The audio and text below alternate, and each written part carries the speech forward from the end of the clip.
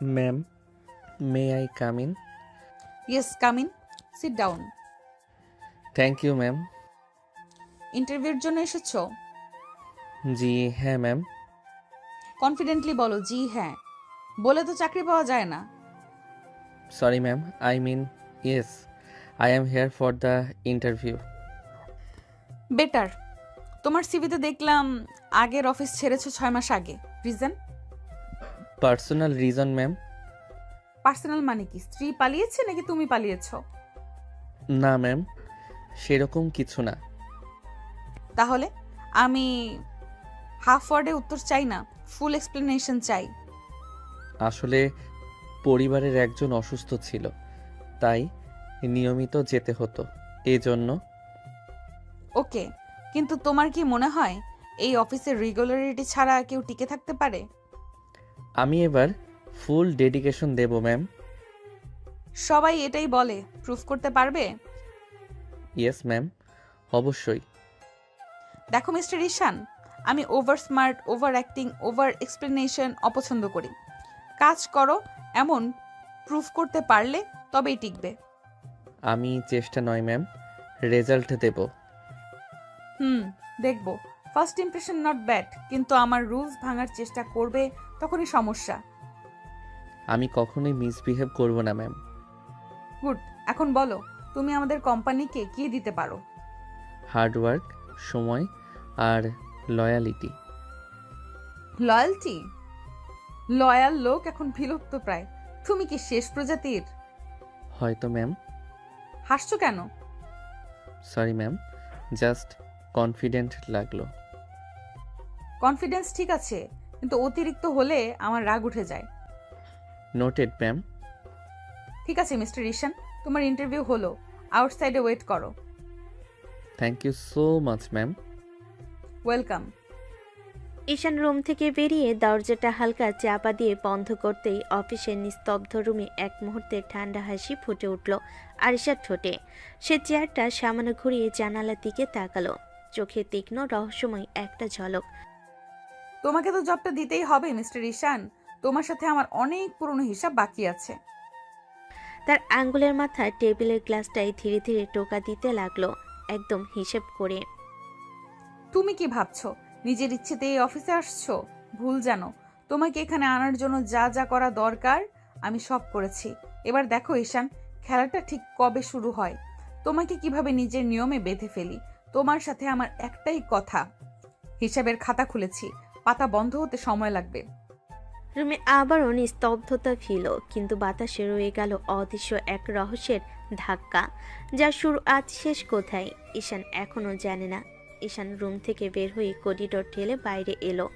বুকের ভেতর ভয়, টেনশন, উত্তেজনা সবকিছু মিশে একটা অদ্ভুত ভার লাগছিল। সে ভাবতে পারছিল না তার রাগী করা তীক্ষ্ণ চোখে সেই আরিশা ম্যাডাম তাকে জব দেবে কিনা। করিডোর থেকে বের হয়ে সে একটা লম্বা শ্বাস নিল। ঠিক সেই সময় টিং ফোনে নোটিফিকেশন। ঈশান থমকে দাঁড়িয়ে মোবাইলটা বের করলো, পরপর চোখ বড় হয়ে গেল। Congratulation, you are selected, join from tomorrow. Ishan অবাক হয়ে আবার পড়ল, তারপর ধীরে ধীরে সে বিজয়ের হাসি ঠোঁটে উঠে এলো, চোখের ভেতর উচ্ছ্বাস ছড়িয়ে পড়ল। হয়েছে, সত্যি হয়েছে জবটা। সে যেন হাঁটছিল না, দৌড়াচ্ছিল। সরাসরি রাস্তা পার হয়ে সামনে থাকা ছোট্ট দোকানে ঢুকে পড়ল। কি লাগবে ভাই? 1 কেজি রসগোল্লা দিন, আর আধা কেজি সন্দেশ। এত মিষ্টি, খুশির খবর নাকি? বড় খুশির খবর ভাই, চাকরি হয়েছে। দোকানদারও হাসলেন। ঈশান প্যাকেট হাতে নিয়ে রাস্তা ধরে হাঁটতে লাগলো। তার মনে হচ্ছিল আজ আকাশটাই আলাদা, বাতাসে সুখের গন্ধ, কাল থেকে নতুন অফিস, নতুন পথ, আর কোথাও যেন মাথার ভেতর আয়েশা ম্যাডামের ঠান্ডা চোখ দুটো ভেসে উঠল। কিন্তু আজ সে এসব ভাবতে চাইল না, আজ শুধু খুশি দিন। ঈশান দরজায় নক করতে ভেতর থেকে মা দরজা খুলে দিলেন। ঈশানের মা, এত দেরিতে ফিরলি? বাবা এত মিষ্টি কেন? কারো বাসায় বেড়াতে যাবে নাকি? মা, আমার চাকরি হয়েছে। মা প্রথমে বোঝার চেষ্টা করলেন, তারপর চোখটা ঝিলমিল করে উঠল, মুখে থমথমে হাসি। আলহামদুলিল্লাহ। সত্যি বাবা, তুমি পারলে শেষ পর্যন্ত? মার গলা কেঁপে উঠল। ঈশান হালকা লজ্জা নিয়ে মায়ের হাত চেপে ধরল। এ সময় ভেতর থেকে ছুটে এলো ছোট বোন ইসরাত। আরে পাগলি, এত বড়ও না, তবে ভালো। আজ ভাইয়া টাকা দেবে, মিষ্টি আনছে, কাল আইসক্রিমও আনবে। এই মেয়েটাকে দেখো তো বাবা, চাকরি হওয়ার আনন্দের চেয়ে আইসক্রিমের আনন্দ বেশি। আরে মা, আইসক্রিমও তো সুখের অংশ। সবাই হেসে উঠল। রাতের খাবার টেবিলে সবাই মিলে মিষ্টি খেলো। ঈশান চুপচাপ বসেছিল, কিন্তু তার চোখে আসা স্বপ্ন, উত্তেজনার মিশ্র আলো। কাল সকাল সকাল তাড়াতাড়ি বেরোবে, প্রথম দিন দেরি হলে কিন্তু ভালো হবে না। জানি মা, কাল থেকে নতুন যুদ্ধ শুরু। তার মনের ভেতর কোথাও আবার আয়শা ম্যাডামের ঠান্ডা তীক্ষ্ণ চোখটা ভেসে উঠল। ওই চোখের সামনে কাল দাঁড়াতে হবে, ওই রাগী কথার সামনে আবার উত্তর দিতে হবে। কিন্তু সে জানে না জীবনের সবচেয়ে বড় ঝড়টা লুকিয়ে আছে সেই শান্ত চোখ জোড়ার আড়ালে। আয়শা যে শুধু তাকে চাকরি দেয়নি, তার জীবনের হিসাবের খাতা খুলেছে। কিন্তু ঈশান তা বুঝতে পারছে না, এখনো না। রাতে সবাই ঘুমিয়ে পড়লেও ঈশানের চোখে ঘুম নেই। আজকের খুশি আজ পুরো শরীর জুড়ে উত্তেজনা ঢেউ তুলছে। চৌধুরী ইন্ডাস্ট্রি নামটাই যেন বুকের ভিতর কাঁপন ধরেছে। এত বড় কোম্পানিতে সে ঢুকতে পারবে সেটা কখনো কল্পনাও করেনি। বিছানায় শুয়ে মোবাইল হাতে নিয়ে ঘোরাঘুরি করতে করতে হঠাৎই মাথায় এলো, আরে রাফিকে তো বলা হয়নি। রাফি তার সবচেয়ে কাছে বন্ধু, সুখ দুঃখ ঝগড়া রাগ সবকিছুর সঙ্গী। ঈশান তৎক্ষণাৎ রাফিকে ফোন দিল। ফোনে কে রে? রাত 11টা বাজে, মরলি নাকি? ওই ওই, ঘুম ভাঙা ভয়েস কমা, বড় সুখবর আছে। সুখবর? তুই বিয়া করলি নাকি? ধ্যাত, তার চেয়েও বড়, চাকরি হইছে। কি চাকরি? সত্যি সত্যি? হুম, আজ ইন্টারভিউ, আর একটু পরেই কনফার্মেশন মেসেজ। যাক বাবা, এতদিন পরে হলো তোর। মিঠাই খাওয়াবি আমাকে? মিষ্টি তো খাওয়াই দিছি, তোকেও দিব রে। কোন কোম্পানির? ছোটখাটো কিছু নাকি? চৌধুরী ইন্ডাস্ট্রি। কি চৌধুরী? চৌধুরী ইন্ডাস্ট্রি বড় কোম্পানি তো, এটা 1 নাম্বার। ওখানে ঢোকাই কঠিন। ঢুকলাম তো। ধুর, এবারে তো তুই ফাটাই ফেলবি। তোর ভাগ্যটা দারুণ রে। ভাগ্য না রে, আজ আমাকে দেখে ম্যাডাম নাকি ইমপ্রেসড। আহো তাই? না হলে তোর মতো বোকাটাকে কে নেয়? থাপ্পড় মারমু। কাল তো আমার কাছে টাইম নেই, পরশু সন্ধ্যায় দেখা করব। চাকরির পার্টি দিবি? ঠিক আছে, আমার নতুন বেতন দিয়ে তোকে ভুড়ি ভুড়ি খাওয়াবো। হ্যাঁ, বেতন হাতে প্রথম দিনই দেখবি মার কাছে জমা দিতে হবে। ঠিকই বলেছিস। আচ্ছা, ম্যাডাম কেমন? সুন্দর নাকি? আরে বাদ দে, ম্যাডামটা একদম সিরিয়াস, রাগী, চোখে তাকাইলে বুক কাঁপে। রাগি তোদের বস? হুম, কাল থেকেই তার আন্ডারে কাজ। দোস্ত সাবধানে চলিস। বড় কোম্পানির রাগি বস মানে রোজ সব রোজ। সব ডোজি হোক, তাও আমি রেডি। ঠিক আছে, ঘুমা এখন, কাল বড়দিন। হুম, আচ্ছা।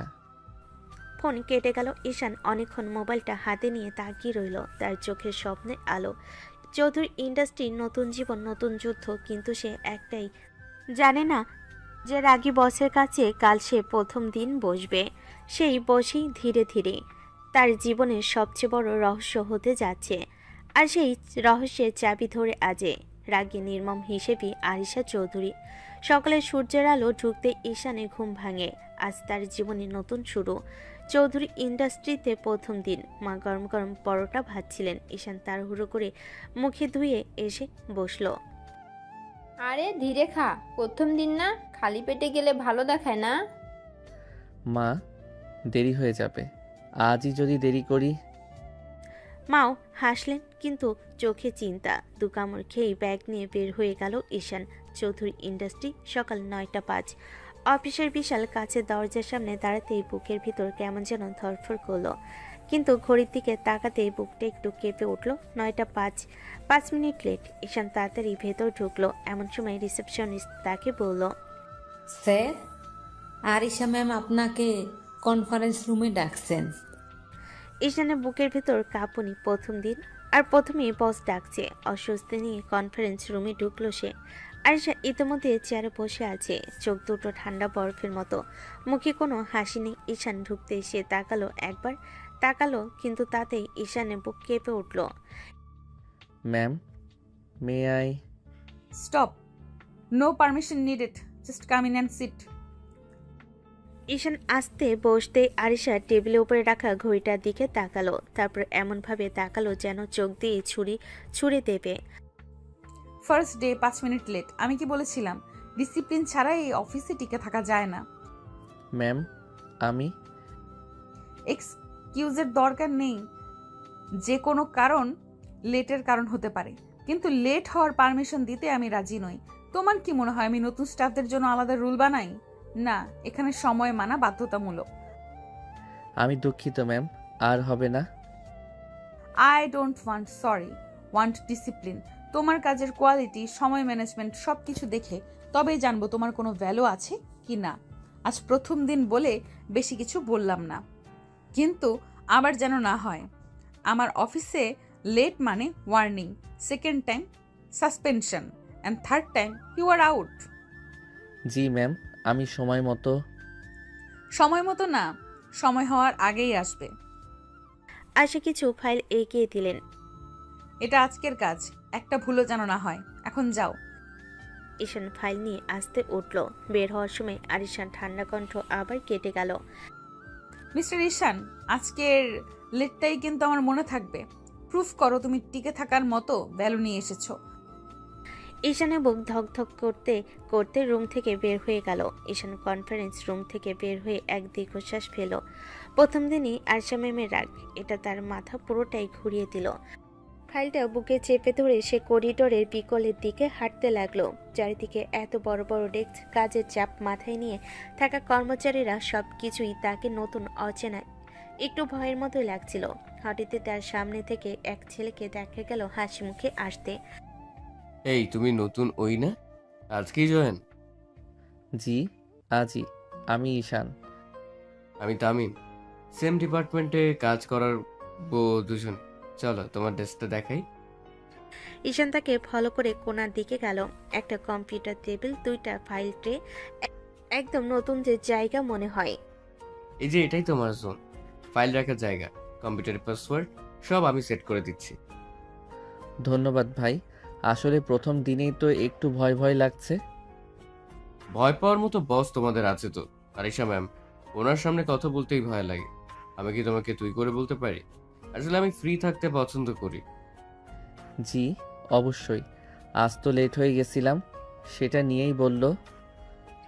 আরে বাবা, প্রথম দিনই লেট? ওহ, তাহলে তো তুই আর ম্যামের রাডারে চলে গেছিস।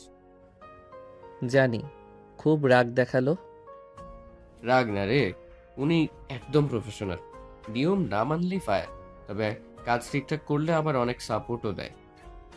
দুজনে কথোপকথনের মাঝে তামিম ফাইলগুলো বের করতে লাগলো। এই যে আজকের কাজ ম্যাম আমাকে মেসেজ করেছে, তোর কাজ এই ফাইলগুলো সাজানো, ডাটা এন্ট্রি করা, আর শেষে ম্যামকে ইমেল পাঠানো। ঠিক আছে, শুরু করি। আর শোন, কোনো ভুল করলে কিন্তু ধরা খাবি। ম্যাম চোখের সামনে না থাকলেও মনে হয় সব দেখেন। ভয় দেখানোর পিএইচডি করছো নাকি? না ভাই, বাস্তবতা বুঝাইতেছি। চল শুরু কর। ঈশান মন দিয়ে কম্পিউটার ডাটা এন্ট্রি করতে লাগলো। একটা ভুলও যাতে না হয় সে চেষ্টা। মাঝে মাঝে আরিশা ম্যামের কথাগুলো তার মাথায় ঘুরে বেড়াচ্ছিল। I want discipline, second time suspension. তাকে বারবার নিখুঁতভাবে কাজ করতে বাধ্য করছিল, এবং এসব ভাবনা তামিম পাশ থেকে দেখে বলল, ও, এত মন দিয়ে? দেখি দেখি আজ টপ পারফর্মার হয়ে যাবে নাকি? ভাই, আজই যদি ভুল করি কালই চাকরি যাবে। ঠিক আছে ঠিক আছে, কর, মন দিয়ে কর। দুপুর ঘন্টা কয়েক কেটে গেল কাজ করতে করতে। ঈশান কিছুটা ক্লান্ত হলো, মাথা নিচু করে চালিয়ে যাচ্ছিল। তামিম এগিয়ে এসে বলল, চলো দুপুরে ক্যান্টিনে যাবি। কাজটা আর একটু বাকি, এটা শেষ করি। শুরু ভালো, এভাবে চালালে অনেক দূর যাবে। আজ প্রমাণ করতেই হবে যে আমি এই অফিসের যোগ্য। আর কালকের লেটটাই নয়, আরিশা ম্যামের চোখে আমার ভ্যালুও বাড়াতে হবে। দুপুরে অফিসে একটু শান্ত হয়ে আসে ঈশান। শেষ ফাইলটার ডাটা এন্ট্রি শেষ করে সব রিপোর্ট প্রিন্ট করে সুন্দরভাবে ফাইলে সাজিয়ে নিল। তার হাত দুটো ঘামছে, কারণ এখন তাকে আয়েশা ম্যামের রুমে যেতে হবে। ফাইলটা বুকে চেপে দরজায় নক করলো। Ma'am, may I? Come in. Ishan ভেতরে ঢুকতে আয়েশা ঠান্ডা চোখ তার ফাইলের দিকে গেল। সে চুপচাপ টেবিলের ফাইলটা রাখলো। আয়েশা ফাইল খুলে পাতা উল্টাতে লাগলো। একটা শব্দ করছে না, কিন্তু তার চোখের তীক্ষ্ণ দৃষ্টিতে ঈশানের বুকে ধুকপুকানি বেড়ে যাচ্ছিল। একসময় ফাইল বন্ধ করে বলল, মোটামুটি হয়েছে, কাজে মন দিচ্ছ সেটা বুঝতে পারছি। ধন্যবাদ ম্যাম, আরও ভালো করার চেষ্টা করব। চেষ্টা না, করবে। এই অফিসে চেষ্টা শব্দের ভ্যালু কম। জি ম্যাম, করব। তখনই আরিশা আবার ডেস্কের নিচ থেকে কয়েকটা মোটা ফাইল বের করলো। টেবিলে ধপ করে রাখতেই শব্দ হলো। এগুলো তোমার পরের কাজ। নতুন প্রজেক্টের পুরনো ডাটা সবগুলোকে ডিজিটাল ফরম্যাটে সাজাতে হবে। জি ম্যাম, আমি করে ফেলব।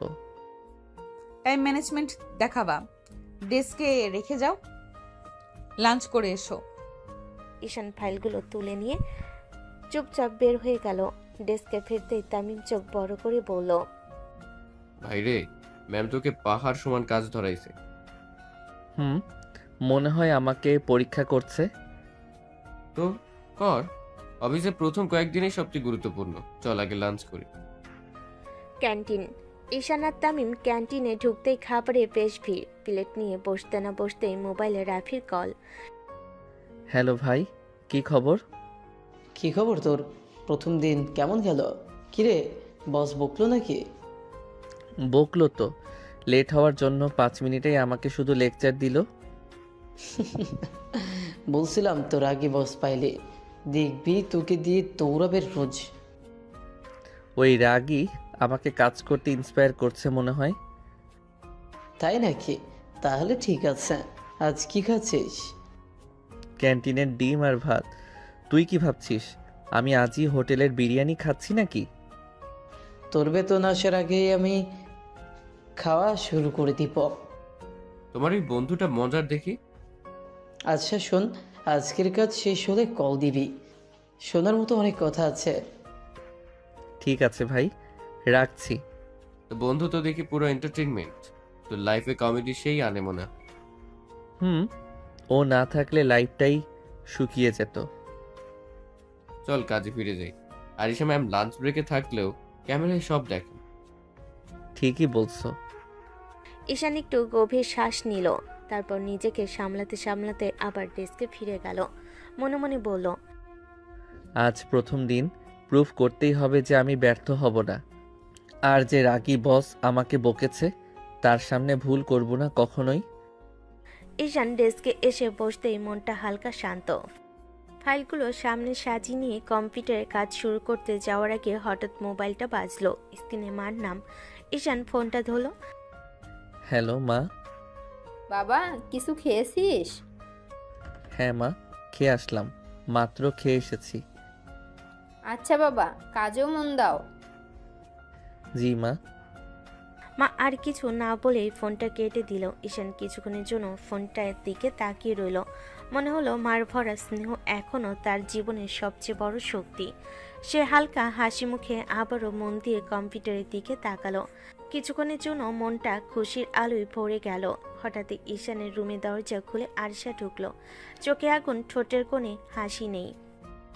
এটা কিন্তু গল্প করার জায়গা না মিস্টার ঈশান। আমি শুধু কাজ পছন্দ করি, ফাঁকিবাজি না। জি ম্যাম, কাজেই মন দেব। মন দেবা নয়, করতে হবে। কাজ করতে পারো কি না সেটা দেখতেই চাই। ঈশান ফাইলের দিকে তাকালো। মায়ের কণ্ঠার স্মৃতি মনে পড়ল। তার হাসি, খোঁচানো স্নেহ, মাথার ভেতর হালকা শক্তি চড়ানো। হ্যাঁ ম্যাম, আমি করব। এবার দেখো কাজের মান ঠিকঠাক কি না। ফাঁকিবাজি ধরবো না, তবে ত্রুটি হলে কথা শোনাতে ছাড়বো না। ঈশান চুপচাপ বসে কম্পিউটারের কাজ শুরু করলো। ফাইলের এক লাইন এক ডাটা ভরিয়ে ভরিয়ে সে কাজ করছিল। আয়শা ঘাড় তুলে একটু তাকালো, চোখে সেই তীক্ষ্ণ দৃষ্টি। কিন্তু আজ সে বুঝতে পারল ঈশান শুধু বসে নেই, মন দিয়ে কাজ করছে। আয়শা রুমে ফিরে গিয়ে চেয়ারটায় বসে এক মুহূর্ত থমকে রইল। চোখের কোণে ধোঁয়াশা, কিন্তু মুখে অল্প ঠান্ডা হাসি। এত সুন্দর ইনোসেন্ট চেহারার মধ্যে কতটা খারাপ চেহারা লুকিয়ে রেখেছে তুমি ঈশান। কেউ দেখলেও বুঝতেই পারবে না তুমি আসলে কি। চোখে এক অদ্ভুত কৌতূহলের ঝিলিক, কিন্তু সে জানে এই কৌতূহলই তাকে সাবধানে থাকতে বাধ্য করছে। বিকেলে ঈশান তার ডেস্কে বসে সব ফাইল রেডি করে নিয়ে গেল। ফাইলগুলো সাজিয়ে বসার আগেই সে নিজেকে মানসিকভাবে প্রস্তুত করলো। আজ আরিশা ম্যামের কাছে সব ঠিকঠাক দেখাতে হবে। ফাইল নিয়ে সে ধীরে ধীরে কনফারেন্স রুমের দিকে গেল। দরজা খুলতেই আরিশার চোখ দুটো স্বাভাবিক হলো, ভিতরে এক টুকরো আগুন লুকিয়ে আছে। ঈশান ফাইল জমা দিতে এগোলো। আরিশা একবার কাগজগুলো দেখে শুধু মাথা নাড়ল, কিন্তু কিছু বলল না, শুধু চোখের কোণে সামান্য প্রশংসার ছোঁয়া। কিছুক্ষণের মধ্যে আরিশা আরো কিছু ফাইল বের করলো। এইগুলো তোমার জন্য, তোমার ডেস্কে রেখে আসো। ঈশান ফাইলগুলো হাতে নিয়ে উঠতে গিয়েই মনে হলো এই ফাইলগুলো তাড়াহুড়ো করতে হবে। আরিশা তার পাশে এসে বলল, চলো এখানেই রাখো। ঈশান ফাইলগুলো রেখে যাওয়ার সময় হঠাৎ হাত দিয়ে ধরে ফাইলটা ধরতে গিয়েছিল, আর এক মুহূর্তে অম্লান ভারসাম্য হারিয়ে দুজনেই মিলে নিচে পড়ল। দুজনের চোখে ভেসে উঠল একে অপরের দিকে। অপ্রত্যাশিত অবস্থায় তাদের ঠোঁট ধীরে ধীরে মিলিত হলো। দুজনেই প্রথমে চমকে উঠল, হৃদয়ে ঝড় বেড়ে গেল, কেঁপে উঠল পুরো শরীর। ও মাই গড, এটা কি হচ্ছে? ঈশান, এটা কি করলে তুমি? যেতে দুজনের শরীর এলোমেলোভাবে জড়ানো। আয়শা স্তব্ধ, চোখ বড় বড়। ঈশান পুরোটাই থরথর করে কাঁপছে। মুহূর্তটা ভাঙতে ঈশান প্রথমে নিজেকে সামলে মুখ তুলে বলল, সো সরি ম্যাম, আমি ইচ্ছে করে করিনি, বিশ্বাস করুন। আমাকে কিস করার সাহস কিভাবে হলো তোমার মিস্টার ঈশান? ম্যাম, আমি তো কিছু বুঝতেই পারিনি, হঠাৎই আমি। লুজ কন্ট্রোল, এটা নতুন অজুহাত তোমাদের? ঈশান দ্রুত উঠে গেল, হাত দিয়ে মেঝেতে ভর দিল, কিন্তু তার হাত ফসকে গেল ধপ। ঈশান আবার পুরো শরীর নিয়ে আয়েশার ওপর পড়ে গেল। ঠিক সেই মুহূর্তে দুজনের ঠোঁট আবারও এক হয়ে গেল, এবার আগের থেকে গভীর, অপ্রত্যাশিত, আরো বেশি বিপজ্জনক। আর দুজনেই একসাথে কেঁপে উঠল। ঈশান, আজ তুই শেষ, আজই তোর জানাজা পড়ে যাবে। ম্যাম তোকে আজ আসলেই গিলে খাবে। আয়েশার চোখ ভয়ঙ্করভাবে বড় হলো, রাগে তার মুখ লাল, শ্বাস ভারী, আর চোখে সেই অদ্ভুত ক্ষিপ্ত আগুন। তোমার সাহস কিভাবে হলো আবারও আমাকে? ম্যাম প্লিজ, আমি শপথ করে বলছি, ইচ্ছে করে। চুপ, একটা শব্দও না। তোমার এই আজব বোকামি, তোমার এই ইনোসেন্ট মুখ সব আমি খুব ভালো বুঝি।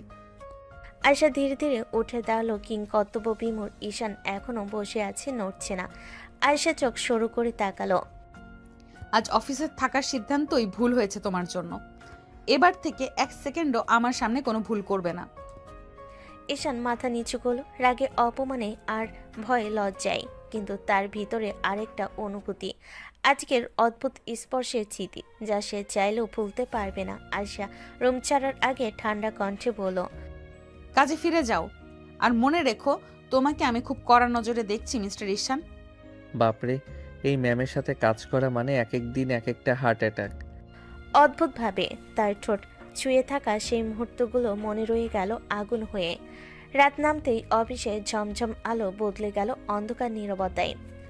বাড়িতে ফিরে নিজের রুমে ঢুকে আয়েশা ব্যাগটা ছুঁড়ে বিছানায় ফেল। শাওয়ার নিয়ে বেরিয়ে আয়নার সামনে দাঁড়াতেই হঠাৎ মনে পড়ল সেই বিকেলের মুহূর্ত, ঈশানের তার উপর পড়ে যাওয়া, আর তারপর সেই অবিশ্বাস্য ঠোঁটের মিলন। আয়েশা চোখ বন্ধ করলো, হঠাৎই তার শ্বাস কেঁপে উঠল। মনে হলো পুরো শরীরের ভেতর দিয়ে যেন অদ্ভুত একটা বিদ্যুৎ খেলে গেল। না না, এটা আমি হতে দিচ্ছি না। ওর মতো একটা মানুষের জন্য আমার এমন অনুভূতি হবে কেন? আমি আরিশা চৌধুরী, লাখো মানুষের বস। আমি আমার অনুভূতিকে কেন ঠিক রাখতে পারছি না? একটা সাধারণ ছেলে, সিম্পল, ভয় পাওয়া, ইনোসেন্ট, তার স্পর্শে আমার শরীর কাঁপবে কেন? শরীর সত্যিই কেঁপে উঠল। দুহাত আয়নার টেবিলে রেখে চোখ নামিয়ে বলল, এটা হতে দেওয়া যাবে না, এটা ভুল। কিন্তু যত সে ভুল বলল মনে মনে, ততই সে ততটা মুহূর্ত ঘুরে ফিরে আসতে লাগলো।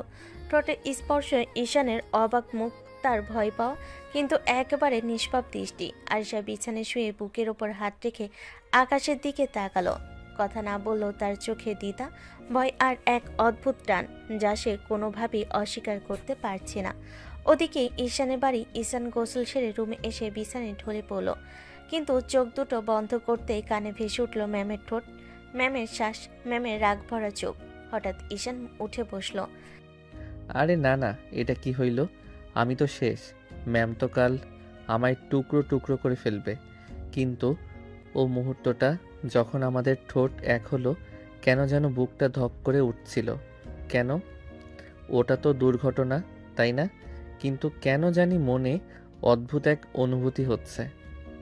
হালকা শ্বাস নিয়ে বিছানায় ফেলো, চোখ বন্ধ করলো, কিন্তু যতবার বন্ধ করছে শুধু চোখে সেই দৃশ্য।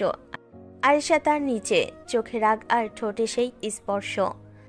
আজব, এই রাগী ম্যামরে দেখলেই তো ভয়ে হাত পা কাঁপে, তবু কেন আজ ওকে মনে হচ্ছে আলাদা। বাপরে, কাল অফিসে গেলে কি হবে? ও ম্যাম তো আমাকে পেটাতেই পারে।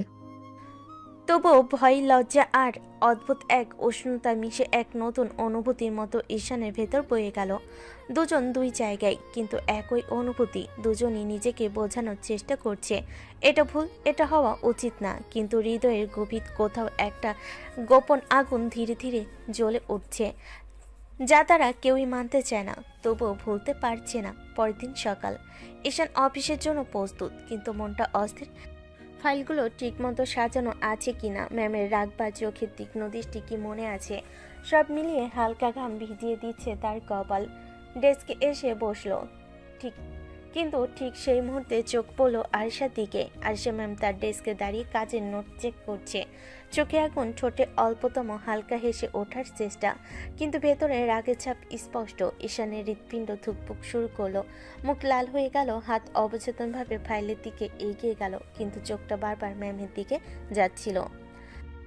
ও মাই গড, আজ আবার ওর চোখের দিকে তাকাতে পারবো কি? ভয়ে না, লজ্জায় কাঁপছি। ফাইলগুলো ঠিক আছে কিনা দেখে নাও, আজকের কাজটা আগে শেষ করতে হবে। জি ম্যাম, আমি দেখছি। আরিশা ভুরু কুঁচকিয়ে চোখে অদ্ভুত তীক্ষ্ণ দৃষ্টি দিল, কিন্তু কিছু বলল না, কেবলই ধীরে ধীরে টেবিলের নোটগুলো রাখলো। ঈশান নিজেকে সামলানোর চেষ্টা করলো, মুখ লাল, হাত কাঁপছে, কিন্তু মনকে বলল, কাজের দিকে মনোযোগ দাও, অন্য কিছু দেখো না। ফাইল, ডাটা, রিপোর্ট, ম্যামের চোখ, না পাত্তা নেই। তবে যতক্ষণ কাজের দিকে মন দিল, মনে মনে ভিতরটা অদ্ভুতভাবে উত্তেজিত হচ্ছিল। প্রথমে ভয়, তারপর লজ্জা, তারপর অদ্ভুত টান।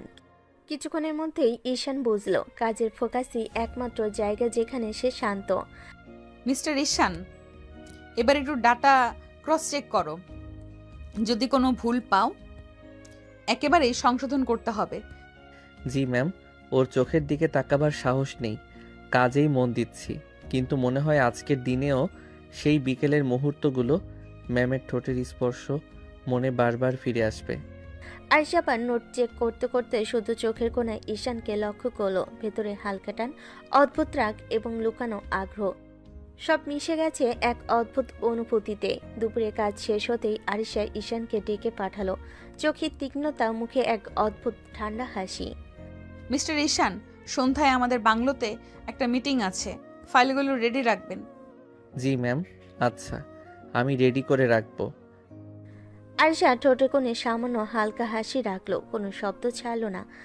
ঈশান ফিরে গিয়ে নিজের ডেস্কে বসলো, মনে মনে বলল, ম্যাম তো জোর দিচ্ছেন আমার সব কাজ শেষ করতে হবে, ফাঁকিবাজির কোনো জায়গা নেই। ঠিক সেই সময় কলিগ এসে ঈশানের পাশে এলো, হালকা হাসি মুখে, চশমার নিচ থেকে চোখ ঝলমল করছে। কি ভাই, খুব ব্যস্ত নাকি? সারাক্ষণ বিজি দেখছি। হ্যাঁ ভাই, ম্যাম তো আমাকে কাজ দিয়ে ভরিয়ে রাখেন, কথা বলার সময় পাই না। বুঝলাম, ম্যামের হাতে পড়লে কাজ ছাড়া কিছু নয়। তুমি কি এখনো মানিয়ে নিতে পারছো? মানিয়ে নিতে তো হচ্ছে ভাই, কিন্তু মাঝে মাঝে মনে হয় চোখে চোখ পড়লেই ভয় লাগে। ভয়? না না, বুঝি। কিন্তু দেখ, ম্যাম যে কোনো মুহূর্তে রাগ করলেও কাজটা শিখিয়ে দেয়, একদম ধীরে ধীরে। তাই মনে হয়। আজও তো আমার ফাইলগুলো চেক করেছেন, কিছু বললেন না, শুধু চোখে চোখে বার্তা দিলেন। বাহ, তুমি বুঝছো না, ওই চোখের বার্তাই বড় টাস্ক। যে চোখ সবকিছু বুঝে সেটা পেছনে ফেলতে পারবে না। বুঝছি ভাই, আজ থেকে আরো মনোযোগ দিতে হবে। হুম, সেই মনোযোগের দরকার। সন্ধ্যায় বাংলো মিটিংয়ে আরো দেখবে, কাজ আর দৃষ্টি দুটোই কাজে লাগবে। সন্ধ্যায় বাংলো ফাইল রেডি রাখতে হবে। ম্যামের চোখ আর সেই চোখের ছাপ আজও দিব্যি টানছে। তাই বাংলোতে ঈশান গাড়ির দরজা খুলে নামতেই বুক ধকধক, হাতে ফাইলের বান্ডিল, মাথায় অজস্র চিন্তা। আজ যদি একটা ভুল করি তো রাগী ম্যাম আমাকে আর ফিরেও তাকাবে না। আর যদি যদি আজও না না, চিন্তা করিস না, শুধু কাজ কর ঈশান। বাংলোর বড় গেট খুলতেই নরম আলো ঝলমল করতে লাগলো। পুরো বাড়িটা কোনো সিনেমার সেটের মতো। ঈশান হাঁটতে হাঁটতে ভেতরে ঢুকতেই থমকে গেল। সামনে সিঁড়ি বেয়ে নামছে আরিশা। আজ তিনি লাল সোনালি পাড়ের সিল্ক শাড়ি পরে চুলটা আলতো করে গুছিয়ে ছেড়ে দিয়েছেন। চোখে চিকচিকে কাজল, ঠোঁটে হালকা রং। এক মুহূর্তে পুরো বাংলো যেন তার আলোয় ঢেকে গেছে। ঈশানের নিঃশ্বাস আটকে গেল। হাতে ধরা ফাইল প্রায় পড়ে যাচ্ছিল। সে কোনো রকম সামলে নিল। ইয়া আল্লাহ, এত সুন্দর লাগছে কেন আজ? মনে হচ্ছে হাই, মন চাচ্ছে ম্যামকে কাছে টেনে নেই, কিন্তু ম্যাম যদি জেনে ফেলে আমাকে তো জায়গা থেকে ফায়ার করে দিবে। ওহ ঈশান, তোকে আজকের রাত বাঁচতে হলে চোখ নিচে রাখতেই হবে। ঈশান, ফাইল এনেছো? জি জি ম্যাম, হ্যাঁ মানে এনেছি, সব রেডি। আমি মানে আরিশা চোখ কুচলে দেখলেন এই যে কথায় কথায় তোতলানো, নাকি আবার কালকের ঘটনার কথা মনে পড়ছে। আজ কিন্তু ভুল করা চলবে না, বিদেশে ক্লায়েন্ট এসে গেছে, চলো। ঈশান, চোখ তুলে তাকাস না, তাকাস না, একবার তাকালেই গুলতি খেয়ে পড়ে যাবি। রুমটা নরম আলোতে সাজানো। টেবিলের উপর ফাইল, ল্যাপটপ, পানির গ্লাস। দুজন বিদেশি ক্লায়েন্ট ভেতরে এসে বসতেই আরিশা পুরো বস মোডে চলে গেলেন। Welcome sir, here are the updated projected files. My junior associate mister Ishan will brief you first. Thanks ma'am. So here is the main proposal. সে প্রেজেন্টেশন শুরু করতে নিজের ভয় আস্তে আস্তে কমে গেল। কাজের বিষয়ে ঈশান দারুণ পারদর্শী। ক্লায়েন্ট মুখের ভাবেই সেটাও বুঝে গেল। আরিশা হাত গুটিয়ে দাঁড়িয়ে দেখছিলেন। এত নিরীহ, এত বাচ্চার মতো চেহারা, এর মধ্যে কোথায় যেন একটা তীক্ষ্ণ গভীর কিছু লুকানো। আমি কেন এত মনোযোগ দিয়ে ওকে দেখছি না আরিশা? কাজের সময় কাজ। মনে হচ্ছে বেঁচে গেলাম ম্যাম। ভালো হয়েছে, তবে আরো ইমপ্রুভ করতে হবে। তোমার কাজ মোটামুটি হয়েছে। মোটামুটি? সেটা তো অনেক। আপনার মুখে মোটামুটি মানেই বড় কমপ্লিমেন্ট। চলুন, কিছু ডকুমেন্ট সাইন করতে হবে, তারপর আপনি বাড়ি যেতে পারবেন। ঈশান, হাত পা বেঁধে রাখ, লাফালাফি করবি না। এত সুন্দর লাগছে যে আজ যদি মন হারাই তবে সত্যি ফায়ার হয়ে যাবি। ফাইল সাইন করার সময় দুজনই কাছাকাছি দাঁড়ালো। হাওয়ায় যেন ভারী নীরবতা ভরা অদ্ভুত উত্তেজনা। ঈশান কলম এগিয়ে দিতে গিয়ে হাত ছুঁয়ে ফেল। দুজনেই সরে গেল তড়াক করে। এক মুহূর্ত চোখে চোখ পড়ে গেল। আরশার বুক ধকধক করে উঠল। সেই ঠোঁটের স্পর্শ হঠাৎ মনে পড়তে সে ভীষণ অস্থির। কেন হচ্ছে এমন? আমি কেন ওকে এইভাবে দেখতে বাধ্য হচ্ছি? আহ, আজকে আরেকবার যদি কিস হয়ে যায় তাহলে আমি সত্যিই মারা যাব। বাংলা নরম আলো রুম জুড়ে ঝলমল করছে। ঈশান ফাইলগুলো বসিয়ে হালকা শ্বাস ফেলতে গিয়ে হঠাৎ অনুভব করলো গলা শুকিয়ে গেছে। সে চট করে টেবিলের উপরের দিকে তাকালো। পানি হাত বাড়িয়ে খেয়ে নিল ঢক ঢক করে। শুধু এক চুমুকে পুরো পানি শেষ। আরিশা চোখ বড় করে তাকিয়ে রইল। কি করলে তুমি? এইটা তো ডিঙ্ক। আমি বলার আগেই। ঈশানের চোখে এক অদ্ভুত নেশা, আগ্রহ আর টান মিলিয়ে যেন চলছে। দৃষ্টি এত তীব্র, এত গভীর যে আরিশার শ্বাস থমকে গেল। ঈশান, তোমার চোখের এই নেশা, সরো, কিছু খারাপ হবে। কিন্তু ঈশান ধীরে ধীরে এগিয়ে এলো। আরিশা পিছিয়ে যেতে চাইল, কিন্তু ঈশান এক হাতে তার হাত টেনে কাছে টেনে নিয়ে এলো। না ম্যাম, আমি তোমাকে খুব সুন্দর লাগছে। আমার আজ শুধু তোমাকে আদর করতে মন চাচ্ছে। ঈশান, তোমার নেশা হয়ে গেছে, সামলে নাও, সরো। না সোনা, আমি আজকে শুধু তোমাকে অনেক আদর করব। শুধু দেখবে কতটা তোমার জন্য মন চায়। আরিশা কাঁপতে কাঁপতে তাকিয়ে রইল। হঠাৎ মনে হলো ভয় আর লজ্জার মধ্যে এক অদ্ভুত উত্তেজনা। কেন শরীরটা আমার চুপ করছে না? কেন এত টানছে এই মুহূর্তে? ঈশান কি করছো তুমি? ঈশানের হাত তার কাঁধে পড়লো, ধীরে ধীরে ধরা শক্ত হলো। আরিশা কিছুতেই সরতে পারল না, শুধু চোখের কোণে নরম আলো দেখছে আর শ্বাস যেন থেমে আছে। আজকের রাত, আজকের মুহূর্ত আমি শুধু তোমাকে অনুভব করতে চাই। এত সুন্দর লাগছে যে এক মুহূর্ত হারাতে চাই না। বাংলোর ঘরটা নীরব, শুধু বাতাসের হালকা শব্দ। ঈশানের চোখে আগুন, শরীর কেঁপে উঠছে। আয়েশার প্রতি অদ্ভুত টান। হঠাৎ ঈশান আর মানতে পারল না, ধীরে ধীরে আয়েশার দিকে এগিয়ে গেল। আজ আর এক মুহূর্ত ধরে রাখতে পারবো না। তোমাকে অনুভব করতে চাই শুধু এখন। ঈশান প্লিজ, তুমি ভুল করছো। নেশার ঘোরে এটা অন্যায়। কিন্তু ঈশান কিছু শুনল না। হঠাৎই তার ঠোঁট আয়েশার ঠোঁটের সঙ্গে মিলিত হলো। আয়েশা এক মুহূর্ত স্থবির, শরীর কেঁপে উঠল। না সোনা, আজ শুধু তোমাকে আদর করতে চাই। তারপর সে ধীরে ধীরে আয়েশাকে কোলে তুলে বিছানার উপর শুইয়ে দিল। আয়েশার হাত দিয়ে তাকে ঠেকাতে চাইল, কিন্তু ধীরে ধীরে ঈশানের হাতও কমল ছোঁয়া তার পুরো শরীর ছড়িয়ে পড়েছে। ঈশান আবার তার ঠোঁট দিয়ে কিস শুরু করলো। ধীরে ধীরে গলায় মুখ ডুবিয়ে কিস করতেই আয়েশার বুকের ধকধকন বেড়ে গেল। ঈশান প্লিজ, তুমি শোনো না, এটা ঠিক না, এটা অন্যায়। ঈশান তার ভেতরে নেশাকে থামাতে পারল না, শুধু আরিশাকে আদর করতে লাগলো। তার হাত, ঠোঁট, নরম স্পর্শ সব মিলিয়ে এক অদ্ভুত উত্তেজনা সৃষ্টি করছে। না, আমি শুধু তোমাকে অনুভব করতে চাই। আজকে শুধু তুমি আমার কাছে থাকবে। সকালের আলো ধীরে ধীরে বাংলোর ঘরে ঢুকেছে। ঈশান চোখ খুলতেই প্রথম দেখলো আয়েশা তার পাশে বসে রাগে ভরা চোখে তাকিয়ে আছে। ঈশানের গলা শুকিয়ে গেল, চোখ গেল তার নিজের দিকে। পোশাক নেই। ঈশান, আজ তুই সত্যিই শেষ। কি করছিস তুই? ছি, এত বড় কাণ্ড। ম্যামের সাথে তোকে জিন্দা কবর দিবে। ফ্রেশ হয়ে নাও, কাজে অফিসে যাব। কাজী অফিসে কেন? আয়েশা ধীরে ধীরে মাথা কাত করে তাকালো। কণ্ঠটা হালকা কেঁপে উঠছে, চোখে তীব্র রাগ আর লজ্জা মিশিয়ে এক অদ্ভুত ভঙ্গি। তো কি ভাবছো? এত বড় কাজ করলে এখন আমার কি হবে? কে বিয়ে করবে? সব দায় তোমাকেই নিতে হবে। ঈশান হঠাৎ মনে মনে আকাশ থেকে পড়ে গেল। মাথার ভিতর ঘুরছে এক ধরনের ভয়, লজ্জা আর দুশ্চিন্তা। এবার তো শেষ। আমি কি করেছি? এত বড় দায়িত্ব আমি কি সামলাতে পারবো? চলো ফ্রেশ হয়ে আসো। জি ম্যাম। সকালের আলো ধীরে ধীরে বাংলোর ঘরে ছড়িয়ে পড়ছে। দুজনেই ফ্রেশ হয়ে বের হচ্ছে। ঈশান মাথা ঝুঁকে বলল, ম্যাম, আমি গরিব। আপনি আমাকে বিয়ে করলে আমাদের বাড়িতে তো থাকা সম্ভব হবে না। আয়েশা তার দিকে তীক্ষ্ণ চোখে তাকালো, ঠোঁটের কোণে অদ্ভুত হালকা হাসি, চোখের আগুনে ছোট ছোট চিহ্ন। তাহলে রাতে আমার কাছে এসেছো কেন? এমন ভাবে কাছে শুধু স্বামী স্ত্রী আসে, জানো না? কি থেকে কি হয়ে গেল আমি জানি না। তুমি তো মনে হয় পানি মনে করে ড্রিঙ্ক খাইছো, আর তারপর আমার সাথে উল্টাপাল্টা কাজ করতে থাকলে। তোমাকে তো পুলিশেও দেওয়া উচিত ছিল, তা না করে আমি বিয়ে করছি। এটা তো তোমার কপাল। ঈশান কপাল চাপড়ে নিল।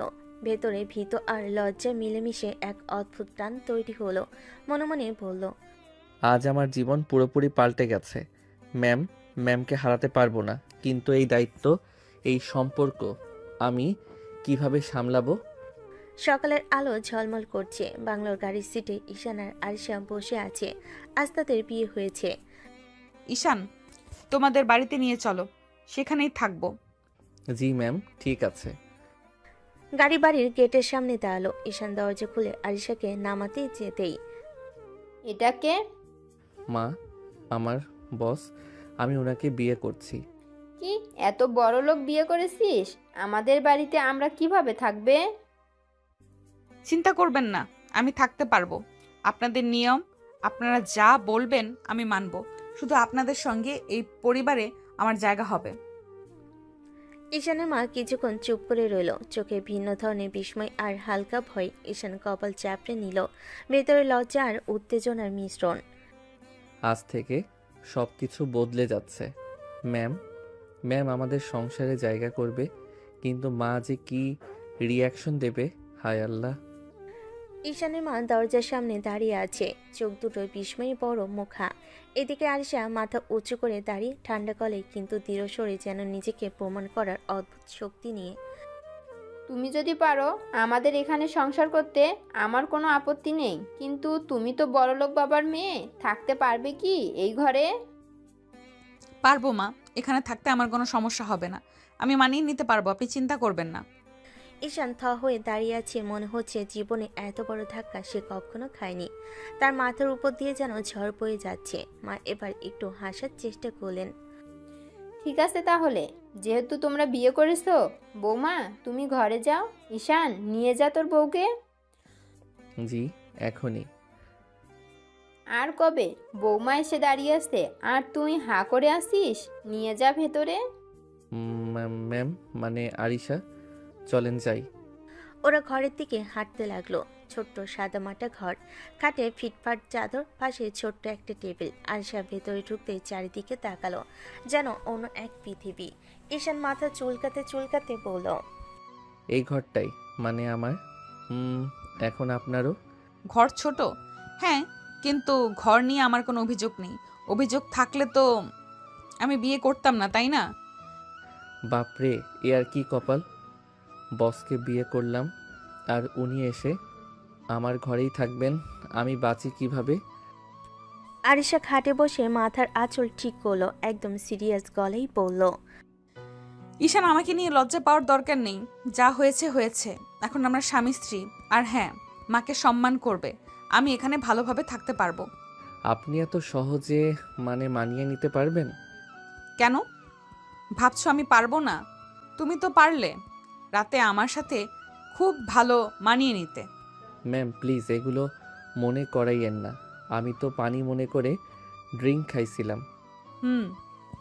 আর এই পানি খেয়ে এত সাহস? তোমাকে পুলিশে দিতে পারতাম জানো, তা না করে আমি বিয়ে করলাম। এতটুকুই তোমার কপাল। হয়েছে, যা হওয়ার হয়ে গেছে। এখন যেভাবে বলেন আমি তেমনই করব। ভালো, এবার যাও, বাইরে থেকে আমার লাগে জানো। হায় আল্লাহ, রাগী ম্যাম, এখন আমার রাগী বউ, এখন আমি সত্যিই শেষ। ঈশান বের হওয়ার পর দরজা বন্ধ হতে নিস্তব্ধতা নেমে এলো। বাইরে হাওয়ার হালকা শব্দ, আর ভেতরে আরিশার অদ্ভুত অস্বস্তি। আরিশা খাটের ধারে বসে চুপচাপ তাকিয়ে রইল জানালার দিকে। তার চোখে যেন ঝড়, রাগ, বিস্ময় আর অদ্ভুত এক অপরাধবোধ। আরিশা মনে মনে বলে, এমনটা তো হওয়ার কথা ছিল না। আমি তো এইভাবে কাউকে চাইনি। গত রাত সব উল্টো করে দিল। ঈশান যদি এভাবে কাছে না আসতো সবই অন্যরকম হতো, কিন্তু সব চাল বদলে গেল। মুহূর্তের মধ্যেই কত ভাবনা এসে তাকে ঘিরে ধরল। একসময় সে অফিসের কঠিন বস ছিল, আর ঈশান ছিল তার জুনিয়র। আজ সে তার বউ হয়ে একটা ছোট্ট ঘরে বসে আছে। তার নিঃশ্বাস ভারী হয়ে এলো ঠিক তখনই দরজায় ঠকঠক শব্দ। ঈশানের কাঁপা গলা। ম্যাম মানে আরিশা, আপনার লাগেজটা আনছি।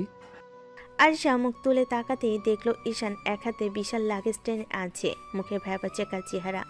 হাঁপাতে থাকা তার দিকে তাকিয়ে আরিশার চোখে একটুখানি মায়ের ছায়া চলে এলো, কিন্তু সেটা তৎক্ষণাৎ লুকিয়ে ফেলল। ঈশান লাগেজটা খাটের পাশে রেখে চুপচাপ দাঁড়িয়ে রইল। কিছু বলবে, কিন্তু ভয় পেয়ে জড়সড় হয়ে আছে।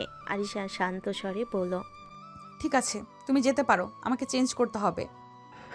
হ্যাঁ হ্যাঁ ঠিক আছে, আমি বাইরে যাই। দরজাটাও লাগাইয়া দিব। দরজা লাগাবে না, আমি কিছু বলার আগ পর্যন্ত বাইরে দাঁড়িয়ে থাকবে। জি ঠিক আছে। বাপরে, এ কি বউরে আল্লাহ! ঈশান বাইরে গেলেই আরিশা গভীর শ্বাস পেল। ধীরে ধীরে লাগেজ খুলে সুন্দর একটি কামিজ বের করলো।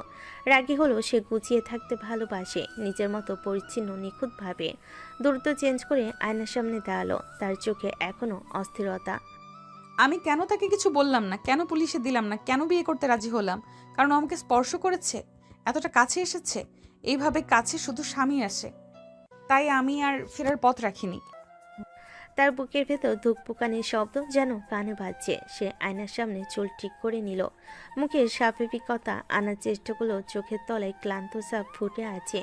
বাইরে দাঁড়িয়ে থাকা ঈশান আবার দম নেওয়ার শব্দ করলো, মনে মনে বলল, ম্যাম চেঞ্জ করছে, আমি বাইরে। বাপরে, আরেকটু পরে আমাকে মেরে ফেলতেই পারে। ঠিক তখনই দরজা খুলে গেল। আরিশা বের হলো মাথা উঁচু করে, কিন্তু ভেতরে সে কাঁপছে। কেউ বুঝতে পারছে না। ঈশান তাড়াতাড়ি সোজা হয়ে দাঁড়ালো। আরিশা ঠান্ডা গলায় বলল, চলো রান্নাঘরে যাব, তোমার মাকে সাহায্য করি। আমি এই ঘরের দায়িত্ব নিতে এসেছি, শুধু বউ হয়ে নয়, পরিবারের একজন হয়ে। ম্যাম, মানে আপনি রান্নাঘরে? হ্যাঁ, বউ হয়ে এসেছি, শোপিস হয়ে না। হায় আল্লাহ, রাগী বস এখন রাগী বউ হয়ে আমার ঘাড় মটকাবে। ঈশানের মা রান্নাঘরের দরজায় দাঁড়িয়ে সবজি কাটছিলেন। তখনই পেছন থেকে পায়ের শব্দ পেলেন। ঘুরে দেখলেন আরিশা সে দাঁড়িয়ে আছে, পরিপাটি সাজে, মুখে অদ্ভুত দৃঢ়তা। মা অবাক হয়ে বললেন, মা, তুমি এখানে কেন? ঘরে যাও, বিশ্রাম নাও, এখানে আসার দরকার নাই। আমি ঘরে বসে থাকতে আসিনি, বউ হয়ে এসেছি, রান্নাঘর আমার জায়গা। আপনি আসুন আম্মা, রান্না আমি করব। তুমি তুমি তুমি রান্না করবে? এত বড় লোকের মেয়ে, কোলে কোলে মানুষ, কিভাবে করবে মা? সব পারি। যে মেয়ে অফিস সামলায় সে চুলা বাসনও সামলাতে পারে। আপনি বসে দেখুন, ভুল হলে শিখিয়ে দেবেন। মা হতবাক হয়ে তাকিয়ে রইলেন। ঈশান তার ছোট বোন ইসরাত দূর থেকে দেখছিল। ইসরাত চোখ গোল করে বলল, ভাইয়া, তোমার ম্যাম রান্নাঘরে ভাবতেই পারছি না। দেখো, এখন যদি চুলা ফাটায় দোষ আবার আমার উপরই পড়বে। ম্যাম রাগে কয়টা হাড় ভাঙবে কিছুই বলা যায় না। রান্নাঘরের ভিতর আরিশা হাত ধুয়ে ওড়নাটা বেঁধে নিল, পুরোপুরি বইয়ের মতো। মা দাঁড়িয়ে দেখছেন, চোখে বিস্ময়ের ছাপ। আরিশা সবজি নিল, কাটা শুরু করলো। আরো ধীরে ধীরে কাটো মা, হাত কেটে যাবে। কাটবে না আম্মা, আমি পারবো। তার কাটার শব্দ ঠকঠক করে রান্নাঘর ভরিয়ে গেল। মামা, মা, ঈশান, ইসরাত তিনজনই বাকরুদ্ধ হয়ে দেখছে। চুলায় হাঁড়ি চাপাতে গিয়েও থামল না তার দৃঢ়তা। মশলা দিল, ভাজে দিল, ভাত দিল, যেন সে বহুদিন এ বাড়ির বউ। মা বিস্ময়ে বলেন, মা, তুমি তো দারুণ রান্না করো, ভাবতেও পারিনি তুমি এত কিছু জানো। সব বউই পারে আম্মা, চাই শুধু মন। আপনি চিন্তা করবেন না, আমি সংসার চালাতে জানি। ভাবি তো মনে হয় হিরোইন, একদিকে অফিসের বস, আবার এত সুন্দর রান্নাও জানে। হিরোইন না, সর্বনাশ। রাগ করলে মনে হয় থরের হাতুড়িও ফেলতে পারবে।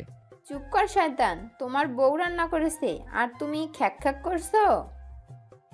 ঈশান মুখ চুপটি করে দাঁড়িয়ে থাকলো, কিন্তু চোখ সরাতে পারছিল না আরিশার দিকে। চুলার আলোতে দাঁড়িয়ে থাকা আরিশার অদ্ভুত সুন্দর লাগছিল। রাগী, আত্মবিশ্বাসী, পরিপাটি, এমন এক নারী যে অফিসও সামলায়, সংসারও। কিছুক্ষণ পর ভাত, ডাল, সবজি আর মুরগির ঝোলের গন্ধে পুরো বাড়ি ভরে গেল। মা, তোমার হাতের রান্না যেন স্বর্গের মতো। আমি পরিবারের দায়িত্ব নিতে এসেছি আম্মা, আপনার সন্তানের বউ হয়ে। এই মেয়ে রাগী, কঠিন, ভয়ঙ্কর, তবুও অদ্ভুত সুন্দর। আর আমার বউ? রাত প্রায় 10:30। ঈশানের ছোট্ট ঘরটা আজ অদ্ভুতভাবে অচেনা লাগছে। বিছানায় দুটো বালিশ, একটা কম্বল। আরিশা বসে আছে, মাথা নিচু করে, চুল খুলছে ধীরে ধীরে। অন্যদিকে ঈশান চুপচাপ ঘরের এক কোণে বসে আছে। সাহস হচ্ছে না, শ্বাস নিতেও যেন ভয়। আরিশা আয়নায় নিজের খোলা চুলে হাত চালাতে চালাতে হঠাৎ বলল, কি ব্যাপার ঈশান, এত দূরে বসে আছো কেন? না মানে কিছু না ম্যাম, মানে আরিশা, আমি ভাবছিলাম আপনি রাগ করতে পারেন। রাগ? কাল বিয়ের আগে বাসর করে ফেললে রাগ করিনি, আর আজ আবার কেন রাগ করব? আমি তো নেশার ঘোরে ভুল করে ফেলেছি। মনে হয় আপনি আমাকে। কাল এত বড় অন্যায় করলে কিছু বললাম না, এখন আর কি বলবো? তার গলায় রাগ নেই, বরং অদ্ভুত কোমলতা। ঈশান মুখ তুলে তাকালো। প্রথমবার মনে হলো আরিশা রাগী বস না, স্ত্রী। প্রথম রাতে নিজের স্বামীর দিকে চেয়ে আছে। ঈশান আস্তে করে উঠে দাঁড়ালো, পা কাঁপছে, মনে হচ্ছে আজও ভুল করবে। আরিশা মশারি নামাতে নামাতে বলল, এখনো দাঁড়িয়ে আছো কেন? এত দূরত্ব রাখলে সংসার হবে কি করে? এই কথাটা যেন সরাসরি বুকে এসে লাগলো ঈশানের। সে ধীরে ধীরে কাছে গিয়ে বিছানার ধারে বসলো। আরিশা চুপচাপ তাকিয়ে আছে, চোখে রাগ নেই, কেবল অকারণ একটা টান। ঈশানও এক মুহূর্ত দ্বিধায় থেকে সাহস করে হাত বাড়ালো। আরিশা চুল কানে ছুঁয়ে সরিয়ে দিল। চুলের ঘ্রাণে তার মাথা ঘুরে গেল, কিন্তু এবার নেশে না, শুদ্ধ অনুভূতি। আরিশা ফিসফিস করে বলল, ভয় পাচ্ছ? হ্যাঁ, আপনি যদি রাগ করেন। রাগ তো অনেক করলাম, আজ আর করবো না। এই অনুভূতি পেয়ে ঈশান ধীরে ধীরে ঝুঁকে গেল, গলা বরাবর মুখ নামিয়ে হালকা কাঁপা কাঁপা ঠোঁট রাখলো। আরিশা নিঃশ্বাস আটকে গেল, শরীর কেঁপে উঠলো, তবুও সরল না। ঈশান ধীরে বলল, আপনি যদি চান আমি আর কাছে আসবো না। কাছেই থাকো। আজ আমরা স্বামী স্ত্রী, তুমি আর পালিয়ে যেতে পারবে না। এই কথা শুনে ঈশান পুরোপুরি হার মানল। সে আরিশাকে নিজের বাহুডরে টেনে নিল, মাথা গলায় ডুবিয়ে ধীরে ধীরে অনেক ধীরে অপরাধের বদলে ভালোবাসে ভরা কিস করলো। আরিশা প্রথমে কেঁপে উঠল, তারপর নিঃশব্দে চোখ বন্ধ করে মেনে নিল, হ্যাঁ এই মানুষটাই এখন তার স্বামী। ঘরের বাতি নিভে গেল, রাত গাঢ় হলো, কিন্তু দুজনে দূরত্ব ধীরে ধীরে মিলিয়ে গেল। ভোরের আলো হালকা করে জানালা বেয়ে ঘরে ঢুকছে। ঈশানের ঘুম ভাঙল হঠাৎ, কিন্তু চোখ খুলতে এসে থমকে গেল। আরিশা তার পুরো বুকে মুখ লুকিয়ে দু হাতে তাকে শক্ত করে জড়িয়ে ধরে ঘুমাচ্ছে। এমন করে এই রাগী করা ঝড়ের মতো মেয়ে এভাবে কারো বুকে লেপটে ঘুমায়? ঈশান লজ্জা আর ভয় মেশানো গলায় বলল, আরিশা ওঠেন, সকাল হয়ে গেছে, অফিসে যাবেন না? না, শরীর ব্যথা করছে, আজ অফিস যাব না। তারপর আরো কাছে এসে ঈশানের বুকের ভেতরে মাথা চাপা দিল। ঈশান তো পুরো শরীর জমে কাঠ, সে তো বসকে এভাবে দেখতে পারে না। ঈশান কাপা গলায় বলল, তাহলে আমি যাই, অফিসে গেলে তো। না, তুমি কোথাও যাবে না, আজ বাড়িতে সময় দাও। তাহলে অফিস কে দেখবে? ম্যানেজার আছে, তাকেই বলে দিব, সে দেখবে। তারপর আবার হঠাৎ দুহাত দিয়ে ঈশানকে আগে চেয়েও শক্ত করে জড়িয়ে ধরল। ঈশান তো আর থাকতে পারল না, মুখ লাল, কান লাল, ধীরে বলল, এভাবে ধরলে আমার মাথায় অন্যরকম ফিলিংস আসে, নিজেকে আটকাতে পারি না। আয়শা চোখ খুলো এবার, তাকিয়ে রইল গভীরভাবে, যেন বুঝেছে তবুও ছাড়ল না। ঈশান আর এক মুহূর্ত সহ্য করতে পারল না, ধীরে ধীরে তার মুখ আরিয়ার মুখের কাছে নিয়ে গেল। সকালের সূর্যের আলোয় দুজনের শ্বাস এক হলো। আয়শা হালকা করে ফিসফিস করলো, তোমার যা ইচ্ছা তাই করো, ভয় পেও না ঈশান। এই আশ্বাস পেয়ে ঈশান আর কোনো বাধা রাখলো না। সে নিচে নেমে আয়েশাকে আলতো করে ঠোঁটে কিস করলো, ধীরে শান্তভাবে, অসম্ভব কোমলতায়। আয়েশার গায়ে হালকা শিহরণ বয়ে গেল।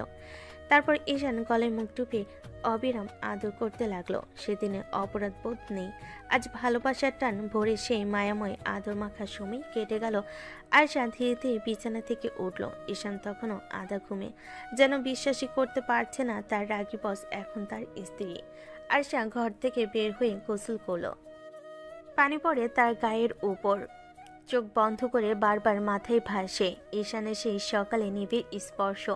হৃদয়টা কেমন যেন হালকা হয়ে ওঠে। গোসল শেষে শাড়ি পরে চুল ভিজে ভিজে খোলা রেখে ফ্রেশ হয়ে নিচে নেমে এলো।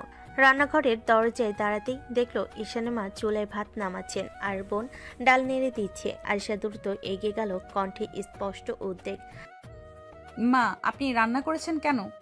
আমি করতাম না, আপনি ডাকলেই চলে আসতাম। মা, তোমার তো এত সকালে ওঠার অভ্যাস নাই। আমি সকালে করলাম, তুমি চাইলে রাতে করে রেখো, কিন্তু ভোরের রান্না আমার হাতেই হবে। আয়েশার বুকটা কেমন নরম হয়ে গেল। বড়লোকের মেয়ে হওয়ায় পরে কেউ তাকে এত সোজা, এত আন্তরিকভাবে গ্রহণ করেছে, এটাই তার কাছে নতুন অনুভূতি। না মা, আপনি বসুন, আগামীকাল থেকে আমি করব, আপনাকে একদম কষ্ট করতে হবে না। ঈশানের মা হাসলেন, যেন বুঝতে পারছেন এই মেয়েটার ভেতর রাগ আছে, কঠোরতা আছে, কিন্তু মনটাও খুব নরম। ভাবি, আপনি এত সুন্দর হেসে কথা বলেন। অফিসে তো ভাইয়া বলে খুব রাগী। অফিসার বাড়ি এক না, এখানে আমি বউ, ওখানে বস। তারা সবাই হাসলো। এরপর চারজন মিলে টেবিলে বসলো সাধারণ খাবার নিয়ে, ডাল ভাত, ডাল, আলু ভর্তা, ডিম ভাজি, যেটা আয়েশার মতো মেয়ের কাছে অস্বাভাবিক লাগার কথা, কিন্তু আস্থা লাগলো না। মা ভাত বাড়িয়ে দিলেন আয়েশার প্লেটে। মা খাও, তোমাদের সামনে অনেক পথ, শরীর ঠিক না থাকলে জীবনের ঝামেলা সামলানো যায় না। আয়েশা মাথা নিচু করে খেতে লাগলো। মায়ের এই স্নেহ, এই সাধারণতার মধ্যে যেন শান্তি আছে। ঈশান পাশে বসে লুকিয়ে লুকিয়ে তাকাই, ভাবছে, এই মেয়েটা যে অফিসে ঝড় তুলতে পারে, আজ আমার বাড়িতে এমন শান্ত হয়ে বসে আছে, এটা কি ভাগ্য না সমস্যার শুরু? মা, প্লেটগুলো দিন, আমি ধুয়ে দিচ্ছি। না মা, তোমার দরকার নাই, তুমি উপরে গিয়ে বিশ্রাম করো। আছে দরকার, এখন থেকে আমিই করব, এটা আমার ঘর, আমার দায়িত্ব। ঈশান অবাক, মা অবাক, বোন বিস্ময়ে তাকিয়ে। আয়েশা ধীরে ধীরে প্লেট ধরার কাজে লাগলো। শাড়ির আঁচল ভিজে যাচ্ছে, তবুও তার চোখে শান্তির ছাপ। হয়তো রাতের সব ঘটনা, হয়তো নতুন সম্পর্ক, কিন্তু আজ আয়েশার মন অন্যরকম। রাত গভীর, বাড়ির উঠোনে হালকা বাতাস বয়ে যাচ্ছে, ঘরের বাইরে অন্ধকার, ভেতরে শুধু নরম আলো। আরিশা ফোন কানে দিয়ে বারান্দায় দাঁড়িয়ে আছে, তার গলার স্বর শান্ত, কিন্তু কথাগুলো কেমন যেন রহস্যময়, গভীর। যখন কাউকে রেগে শাস্তি দেওয়া যায় না, তখন তাকে ভালোবাসা দেখিয়ে হাত ছেড়ে দিতে হয়। তাহলে সে যে কষ্ট পাবে, সেই কষ্টই তার সমস্ত অপরাধের শাস্তি হবে। তার মুখের ভঙ্গিতে রাগ নেই, বরং অদ্ভুত শান্তি, যেন নিজের ভেতরে একটা যুদ্ধ হারিয়ে এসেছে, আবার জিতেও যাচ্ছে। ঠিক তখনই দরজার পর্দা সরিয়ে ঈশান ধীর পায়ে এগিয়ে আসে। শার্টের বোতাম দুইটা খোলা, চুল এলোমেলো, তার চোখে রয়েছে কৌতূহল আর হালকা ভয়। সে কি কিছু ভুল শুনে ফেল? ঈশান থেমে দাঁড়ায় কিছুক্ষণ চুপ করে আয়েশাকে দেখে। আয়েশা হঠাৎই টের পেয়ে ফোন কেটে ফেলে। আপনি কাদের কথা বলছিলেন? আয়েশা তাকায় না, হাতের ফোন ধরে বারান্দা থেকে ঘরের দিকে হাঁটে। তার পায়ের শব্দটা যেন পরিবেশের চাপ বাড়িয়ে দিচ্ছে। ঈশান পেছন পেছন আসে। কিছু কি হয়েছে? আপনার কণ্ঠ শুনে মনে হলো কেউ আপনাকে কষ্ট দিয়েছে। আয়েশা হালকা হাসি দিল, সেই হাসি নিখুঁত ভদ্রতা, কিন্তু ভেতরে লুকানো হাজারটা না বলা কথার ঢেউ। কিছুই হয়নি, এত ভাবছো কেন? আপনি যেভাবে বলছিলেন, কাউকে রেগে শাস্তি দেওয়া না গেলে ভালোবাসা দেখিয়ে হাত ছেড়ে দিতে হয়, এই কথাটা কার জন্য? সব কথা সবার জন্য নয় ঈশান। ঈশান থমকে যায়, মনে হাজারো প্রশ্ন, কিন্তু কিছু বলতে পারে না। আয়েশা ঘরের দিকে এগিয়ে যায়, দরজার সামনে এসে থামে। আসো, অনেক রাত হয়ে গেছে। ঈশান তার দিকে কয়েক সেকেন্ড তাকিয়ে থাকে, তার মনে একটাই প্রশ্ন ঘুরপাক খাচ্ছে। আয়েশা কাকে ছেড়ে দিতে চায়, আর কেন তার কণ্ঠে এই ব্যথা? সে এগিয়ে গিয়ে আবার জিজ্ঞেস করতে চায়, কিন্তু আয়েশা ইতিমধ্যে ঘরে ঢুকে গেছে। ঈশান দরজার সামনে দাঁড়িয়ে গভীর শ্বাস নেয়। আজ প্রথমবার সে পরিষ্কারভাবে অনুভব করলো আয়েশা শুধু রাগী না, তার ভেতরে লুকানো এক গভীর রহস্য আছে। আর আজ সেই রহস্যের দরজা একটু হলেও খুলে গেছে, কিন্তু ঠিক কার দিকে? রাত অনেকটা এগিয়ে গেছে, ঘরের ভেতরের আলোটা নরম হালকা হলুদ, যেন ইচ্ছে করে রোমান্টিক পরিবেশ তৈরি করছে। বাইরের নিস্তব্ধতার ভেতরে শুধু দুজন মানুষের নিঃশ্বাসের শব্দ। ঈশান আগে থেকে শুয়েছিল, কিন্তু চোখ দুটো বন্ধ হলো, ঘুম আসছিল না। আয়েশা এলোমেলো চুলে ধীরে ধীরে বিছানায় শুয়ে মাত্রই পাশে জায়গা নিল। আয়েশার শরীরের উষ্ণতা ছুঁতেই ঈশানের বুকের ভেতর কেমন অদ্ভুত নরম একটা ধাক্কা লাগে। সে ধীরে ধীরে হাত বাড়িয়ে আয়েশাকে জড়িয়ে ধরে, তারপর হঠাৎই আয়েশার গলায় মুখ ডুবিয়ে দিল। বুকের কাছে তার শ্বাস নরম হয়ে ছুঁয়ে গেল। আপনি কি কখনো আমাকে ভালোবাসতে পারবেন? কথাটা বলা শেষ হতে তার হাত একটু কাঁপলো, যেন ভয় যদি আয়েশা না বলে। আয়েশা কয়েক সেকেন্ড চুপ করে থাকে, তার মুখে কোনো রাগ নেই, কোনো চাপ নেই, শুধু শান্ত অবাক করা আত্মবিশ্বাস। সে ঈশানের মুখটা নিজের দিকে ঘুরিয়ে দেয়। তুমি আমার স্বামী, তোমাকে ভালোবাসা আমার দায়িত্ব, অবশ্যই বাসবো। ঈশানের চোখ চকচক করে ওঠে, তার মুখে হাসি, যেন ছোট্ট বাচ্চা নিজের কাঙ্ক্ষিত খেলনাটা পেয়ে গেছে। সে আয়েশার ঠোঁটে ধীরে দীর্ঘ একটা চুমু খায়, চুমুর মাঝে আবার বলে, সোনা বউ আমার, তোমাকেও অনেক ভালোবাসবো আমি। সে আবারও চুমু দেয়। আয়েশার গাল, কপাল, ঠোঁট সব জায়গায় যেন তার সুখ ছড়িয়ে পড়ে। আয়েশা তাকে কিছুতেই আটকায় না, শুধু চোখ বন্ধ করে থাকে, মুখে হালকা হাসি, কিন্তু আয়েশার মনে নীরব কথা, যা ঈশান জানে না আয়েশার মনে মনে। তোমাকে ভালো না বাসলে কষ্ট কিভাবে দিব ঈশান? আমি তো চাই তোমাকে কষ্ট দিতে, এমন কষ্ট যাতে তুমি সোজা হয়ে দাঁড়াতেই না পারো। যত অপরাধের দাম, সব অপরাধের দাম আমি শোধ করব। তোমাকে ভালোবেসেই শাস্তি দেওয়ার পরিকল্পনা করছি আমি। তার চোখের কোণে অদ্ভুত এক ঝিলিক রাগ, অভিমান আর হালকা দুষ্টামি মেশানো। ঈশান কিছুই বোঝে না, সে শুধু আয়েশাকে বুকে চেপে ধরে নরম করে বলে, তুমি থাকলে মনে হয় পৃথিবীটা আমার। আয়েশা ঠোঁটের আদর ভরা একটু হাসি এনে মাথা রাখে ঈশানের বুকে, কিন্তু তার ভেতরে ঝড় জমে উঠেছে। এমন ঝড় যা ঈশানের জীবনে একটা ঝড় টানাপোড়েন তৈরি করতে চলেছে। পরে সকালটা যেন একদম ঝড়ের আগে নিস্তব্ধতার মতো। আয়েশা আগের মতোই ফরমাল সাজে, কিন্তু মুখে আজ অদ্ভুত শান্তি। তার চোখে রাগ নেই, কঠোরতা আছে, কিন্তু সেই কঠোরতা এখন অন্যরকম দ্যুতি ছড়াচ্ছে। সে অফিসে ঢুকে গেল, সবার হাতে কাজ চলছে। হঠাৎ আয়েশা কড়া গলায় বলল, সবাই একটু হলে কনফারেন্স রুমে আসুন। সকলেই ফাইল রেখে টেনশনে ঢুকে আসে। ম্যাডামের মুখ দেখে কেউ কথা বলতে সাহস পায় না। আরিশা সবার সামনে দাঁড়িয়ে দোয়াত ক্রস করে পড়ল, আপনারা সবাই জেনে রাখুন, আমি ঈশানকে বিয়ে করেছি। আজ থেকে সবাই তাকে সম্মান দিয়ে কথা বলবেন। এবার পুরো অফিস নিস্তব্ধ, চেয়ার পর্যন্ত যেন নড়ে ওঠে না। সবার চোখ বড় বড়, মনে হয় কেউ যদি চা খেত হাতে থাকা কাপটাই পড়তো। তামিম তো সরাসরি মুখ হা করে দাঁড়িয়ে। কি ভাই, এটা কিভাবে সম্ভব হলো? ম্যাম যে রাগী, এত ভয়ানক রাগী, আপনাকে বিয়ে করলেন? কি আর বলবো ভাই, কপালে ছিল, আল্লাহর ইচ্ছে সব। ভাইয়ের কপাল তো একদম সোনার। ম্যাডামকে বিয়ে, যার সামনে আমরা তাকাতেও ভয় পাই। ম্যাডাম বোধ হয় প্রেমে পড়ে গেছে, না হলে ম্যাডাম কাউকে বিয়ে করতে পারে? শুনেছিস কখনো? এদিকে আরিশা সবিককে সেই দৃষ্টিটা দিল, যে দৃষ্টি দেখলে মানুষ আর কথা বলতে ভুলে যায়। তারপর ধীরে বলল, আমার ব্যক্তিগত ব্যাপারে অত আলোচনার দরকার নেই, সবাই কাজে ফিরুন। আর মনে রাখবেন, ঈশান এখন কোম্পানির সিনিয়র হিসেবে গণ্য হবে, যথাযথ সম্মান দেবেন। সবাই তড়িঘড়ি করে কাজে ফিরে গেল। তামিম হাঁটতে হাঁটতে ঈশানের কাঁধে হাত দিল। ভাই আপনি তো পুরো ইতিহাস গড়ে ফেললেন। চিন্তা নাই ভাই, কিন্তু ভিতরে ভিতরে আমি নিজেও ভয় পাই, ম্যামের এক রাগে গোটা অফিস উড়াই দিতে পারবে। অফিসের ব্যস্ত সময় সবে কাজ করছে, ঠিক তখনই কোম্পানির সামনে দরজা দিয়ে ঢুকলেন আরিশার বাবা, কোম্পানির চেয়ারম্যান।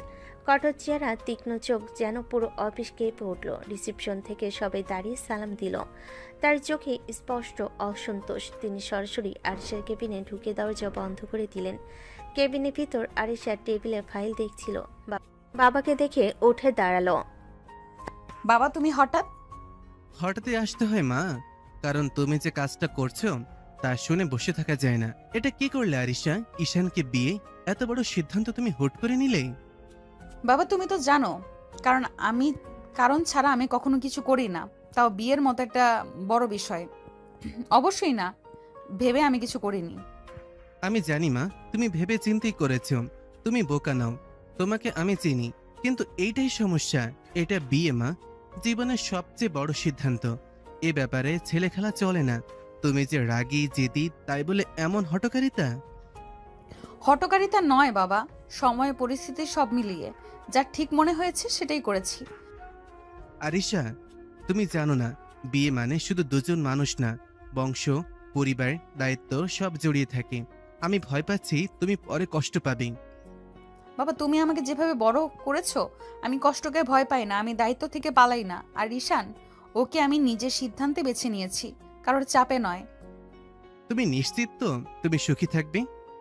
আমার জীবন আমি সামলাবো বাবা, তুমি এটা আমার উপরে ছেড়ে দিও না। তুমি এটা আমার উপরে ছেড়ে দাও, চিন্তা করো না, আমি হ্যান্ডেল করব সব। বাবা আর কিছু বললেন না। মেয়েকে দেখলেন, তার চোখে কঠোরতা, আত্মবিশ্বাস আর ভেতরে কোথাও লুকানো রহস্য। তিনি শুধু বললেন, ঠিক আছে, যদি তুমি এতটাই নিশ্চিত হও তাহলে আমি আর বাধা দেব না। কিন্তু মনে রাখবে মা, যদি কখনো কোনো সমস্যা হয়, তোমার বাবা সবসময় তোমার পাশে থাকবে। সমস্যা হলে আমি সমাধান করব বাবা, তুমি শুধু দেখো আমি করতে পারি। বাবা মাথা নেড়ে কেবিন থেকে বেরিয়ে গেলেন। তার যাওয়া মাত্রই কেবিনে আবার নিস্তব্ধ। আরিশা চেয়ারে বসে কপাল ছুঁয়ে ফিসফিস করে বলল, সবাই ভাবছে আমি ভালোবেসে বিয়ে করেছি, কিন্তু কেউই জানে না আমি কি করতে যাচ্ছি। ঈশান, এখন তোমার জীবন আমার হাতে। আরিশার বাবা কেবিন থেকে বেরিয়ে যেতেই রুমে আবার আগের মতোই ভারী নীরবতা নেমে এলো। আরিশা ফাইল গোছাচ্ছিল, ঠিক তখনই দরজায় নক। ম্যাম, ফাইল রেডি, দেখা লাগবে? দাও, টেবিলে রাখো। ঈশান ফাইল রাখলো, কিন্তু বেরিয়ে গেল না, বরং দরজা টেনে ভিতর থেকে লক করে দিল। আরিশা চমকে উঠে তাকালো। ঈশান, তুমি দরজা লক করলে কেন? ঈশান ধীরে ধীরে এগিয়ে এলো। তার চোখে প্রশস্ত প্রেম, এক ধরনের টান, যা দেখে আরিশা নিজের শ্বাস গিলে ফেল। এক মুহূর্তে এসে আরিশাকে শক্ত করে কাছে টেনে নিল। তারপর কোনো আগাম সতর্কতা ছাড়াই আরিশার ঠোঁটে নরম গভীর কিস করতে লাগলো। আরিশা কেঁপে উঠে ফিসফিস করলো, ঈশান, এটা অফিস, এখানে এসব করো না। কিন্তু ঈশান শুনল না। সে মুখ নামিয়ে আরিশার গলে ডুবে গেল। একটার পর একটা কিস। আরিশার শ্বাস আটকে এলো, তার শরীরে কাঁপুনি উঠল। তাতে কি, তুমি তো আমার বউ। আমার নিজের বউকে আদর না করে থাকতে পারছি না। মনে হয় তোমাকে 2 দিনেই খুব বেশি ভালোবেসে ফেলেছি। ঈশান প্লিজ, এটা ঠিক না। ঠিক ভুল জানি না, কিন্তু তোমাকে ছাড়া থাকতে পারি না। আয়েশা অনুভব করলো হৃদয় থেমে যাচ্ছে। একটা আন্তরিক এতটা কাছে ভালোবাসা তার পরিকল্পনার জন্য বিপজ্জনক। সেই মুহূর্তে তার ভিতরের স্বর বলল, আমি চাই তুমি আমাকে ভালোবাসো, যত গভীরভাবে ভালোবাসবে আমাকে হারালে তত কষ্ট পাবে। তখনই বুঝবে কষ্ট কি। বাইরে কেউ নক করলো। আয়েশা দ্রুত ঈশানকে ঠেলে সরিয়ে দিল। সোজা হও, কেউ আছে বাইরে। ঈশান হাসি চেপে দাঁড়িয়ে গেল। তার চোখে এখনো কিসের উষ্ণতা। আয়েশা নিজেকে গুছিয়ে নিয়ে বলল, এরকম আর একবার করলে আমি সত্যিই রাগ করব। রাগ করলে আরো বেশি ভালো লাগে। এই ছেলেটা আমাকে কেন দুর্বল করে ফেলছে। কিছুদিন পরে রাত তখন বেশ নরম হয়ে এসেছে। ঘরে হালকা আলোয় ঈশান ছোট্ট একটা কালো বক্স হাতে নিয়ে দরজায় দাঁড়ালো। আয়েশা টেবিলে কিছু কাগজ গোছাচ্ছিল। তাকিয়ে দেখে ঈশানের চোখে আজ অদ্ভুত উজ্জ্বলতা। জান, একটা জিনিস এনেছি তোমার জন্য। হঠাৎ তো রহস্য। ঈশান বক্স খুলে ধরতেই ভেতর থেকে বেরিয়ে এলো দারুণ একটা কালো শাড়ি। চকচকে নরম লাইটে ঝিলমিল করছে। এটা পরে আসো তো প্লিজ, তোমাকে কালো শাড়িতে দেখতে ইচ্ছে করছে খুব। আজ কেন এভাবে? কারণ তোমাকে দেখলেই মনে হয় আরো একটু কাছে যাই, আর কালো রং তোমাকে আসলে অসম্ভব সুন্দর লাগবে। আয়েশা কিছু বলল না। হাত থেকে শাড়িটা নিয়ে ধীরে ওয়াশরুমের ভেতর চলে গেল। কিছুক্ষণের মধ্যে আয়েশা বেরিয়ে আসতেই ঈশান নিঃশ্বাসই ভুলে গেল। কালো শাড়িতে তার রাগী কঠোর তীক্ষ্ণ মুখটা আরও রহস্যময় লাগছে। তার ঠোঁট, তার চোখ, সবকিছু যেন অন্যরকম। সোনা, তোমাকে অসাধারণ লাগছে, চোখ সরাতে পারছি না। আমি কেন দুর্বল হয়ে যাচ্ছি? আমি তো তাকে শাস্তি দিতে চাই আর কষ্টে দেখতে চাই, কিন্তু কেন এমন হচ্ছে? সে নিজের মনকে ধমক দিল, কিন্তু চোখের গভীরতা তাকে ফাঁস করে দিল। ঈশান ধীরে ধীরে কাছে এগিয়ে এলো। তার আচরণে কোনো তাড়া নেই, কেবল গভীর ভালোবাসা। হালকা করে আয়েশার গালে হাত রাখলো। জান, আজ তোমাকে খুব কাছে চাই, খুব। তার কথাই এমন কোমলতা যে আয়েশার শ্বাস আটকে গেল। ঈশানের হাত ধীরে তার পিঠে নামলো, তাকে নিজের বুকে টেনে নিল। আয়েশার চোখ বন্ধ করে ফেল। রাগ, অভিমান, প্রতিশোধ সব যেন মিলিয়ে গিয়ে অদ্ভুত এক দুর্বলতা তাকে নরম করে দিচ্ছে। তোমাকে ভুলতে দেব না আজকের রাত। তোমাকে আমি সত্যি খুব ভালোবাসি জান। আমি কেন এরকম হচ্ছি? আমি তো চাই সহজে হার মানতে না। কেন ওর স্পর্শ আমাকে ভেঙে দিচ্ছে? আমি তো তাকে কষ্ট দিতে চাই, কিন্তু কেন নিজেরই কষ্ট হচ্ছে? রাত অনেক, ঘর নিস্তব্ধ। জানালার পর্দায় বাতাস হালকা দুলে উঠছে। আয়েশার চোখে তখনও রাগের আগুন, কিন্তু সেই আগুনের নিচে লুকিয়ে আছে কেমন যেন অদ্ভুত টান, দুর্বলতা, যেটা সে নিজেও বুঝতে পারে না। ঈশান সামান্য ঝুঁকে এসে চুল সরিয়ে দেওয়া মাত্রই আয়েশার দেহে কেমন শিহরণ ওঠে। সে সেটা লুকাতে চায়, কিন্তু ঈশান থামে না। সে আস্তে আস্তে আয়েশার ঠোঁট ছুঁয়ে কিস করলো, গলায় মুখ ডুবিয়ে ঘন কিস। তারপর দুহাতে তুলে কোলে করে নিয়ে বিছানায় শুয়ে দিল।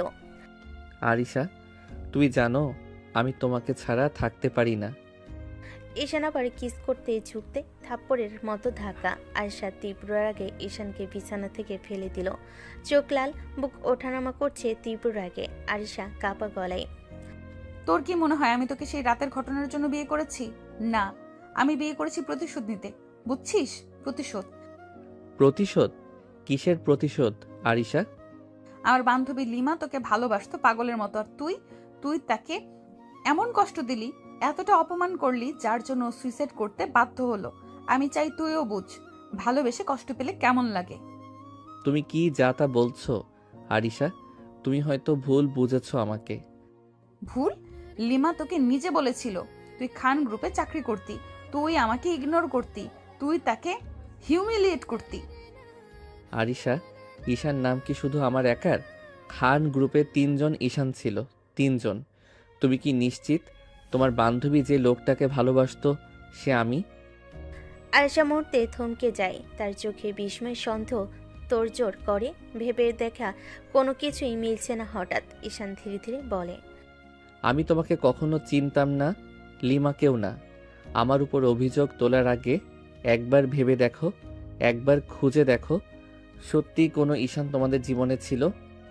আয়শা স্তব্ধ, তার ভেতরটা কেমন যেন কেঁপে ওঠে, রাগ যেন মুহূর্তে কোথাও মিলিয়ে যায়, মাথা ঘুরে যায়। তাহলে যার উপর প্রতিশোধ নিতে এত কিছু করলো সে কি ভুল মানুষ?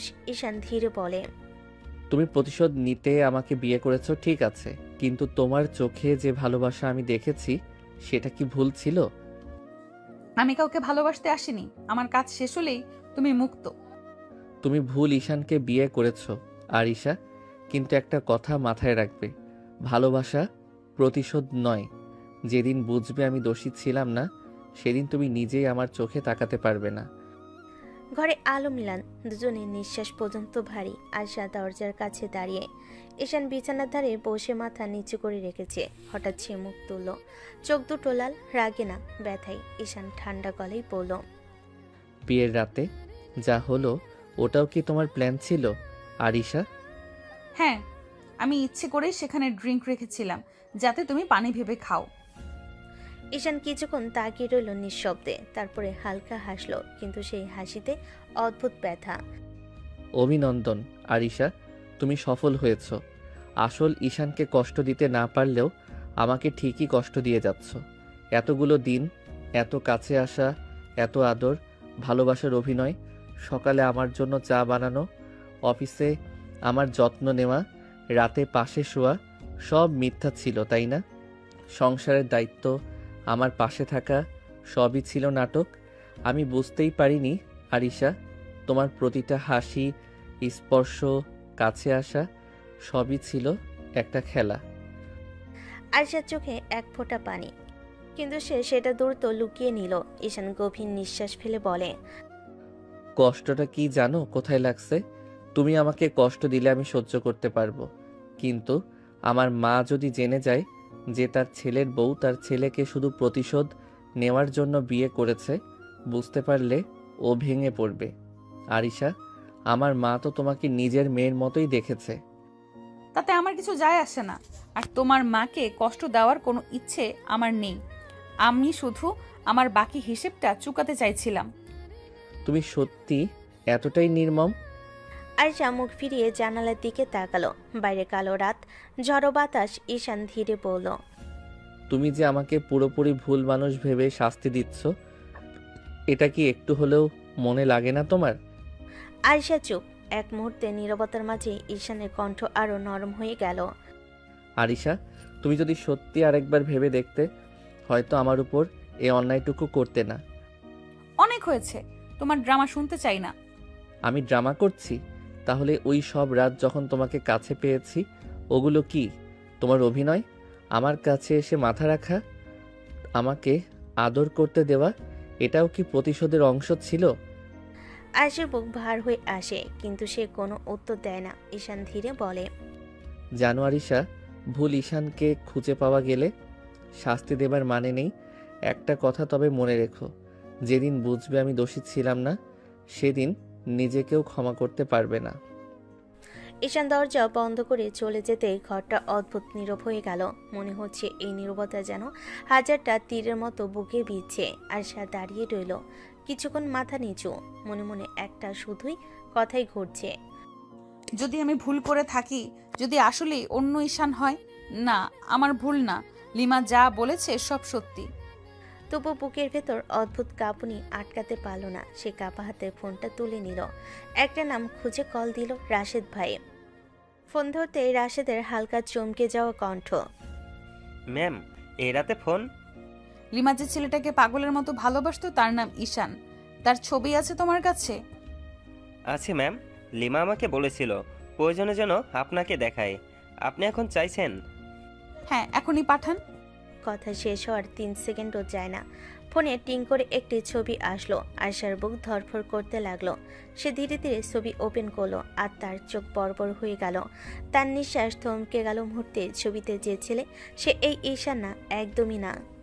ওই ছেলের মুখে ঠিক এই ঈশানের মতো নিষ্পাপ হাসি নেই।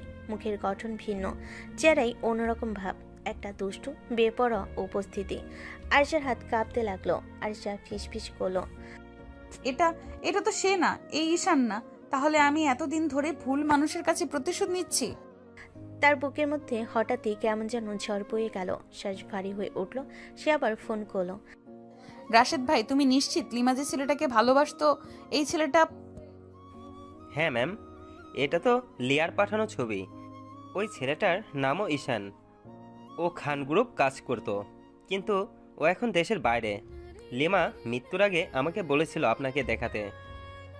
আয়শা ফোন নামিয়ে বসলো বিছানার কিনারায়। চারপাশটা কেমন ঘুরছে, তার মনে পড়লো ঈশানের সেই কথাটা।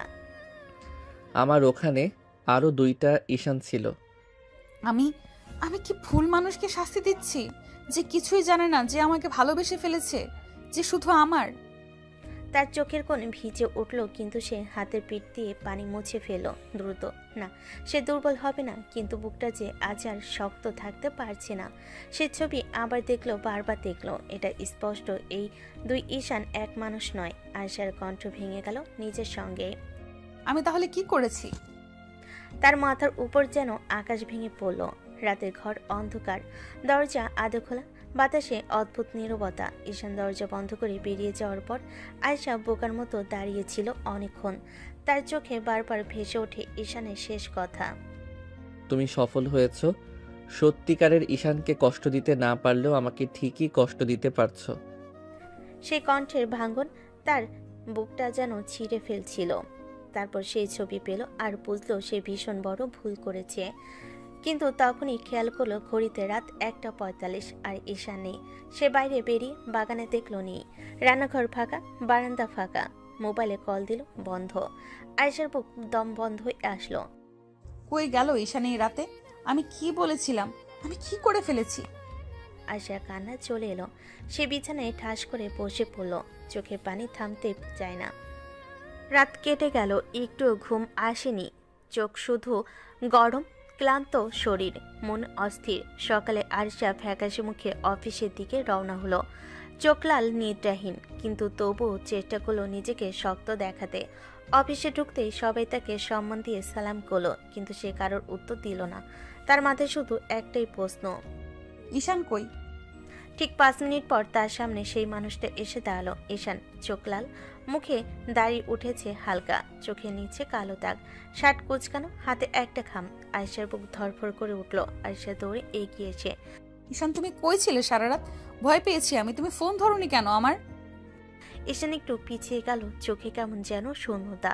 সে ঠান্ডা গলায় বলল, আপনি এখন অফিসের বস। কর্মচারী সারা রাত কোথায় ছিল সেটা জেনে আপনার কি লাভ হবে?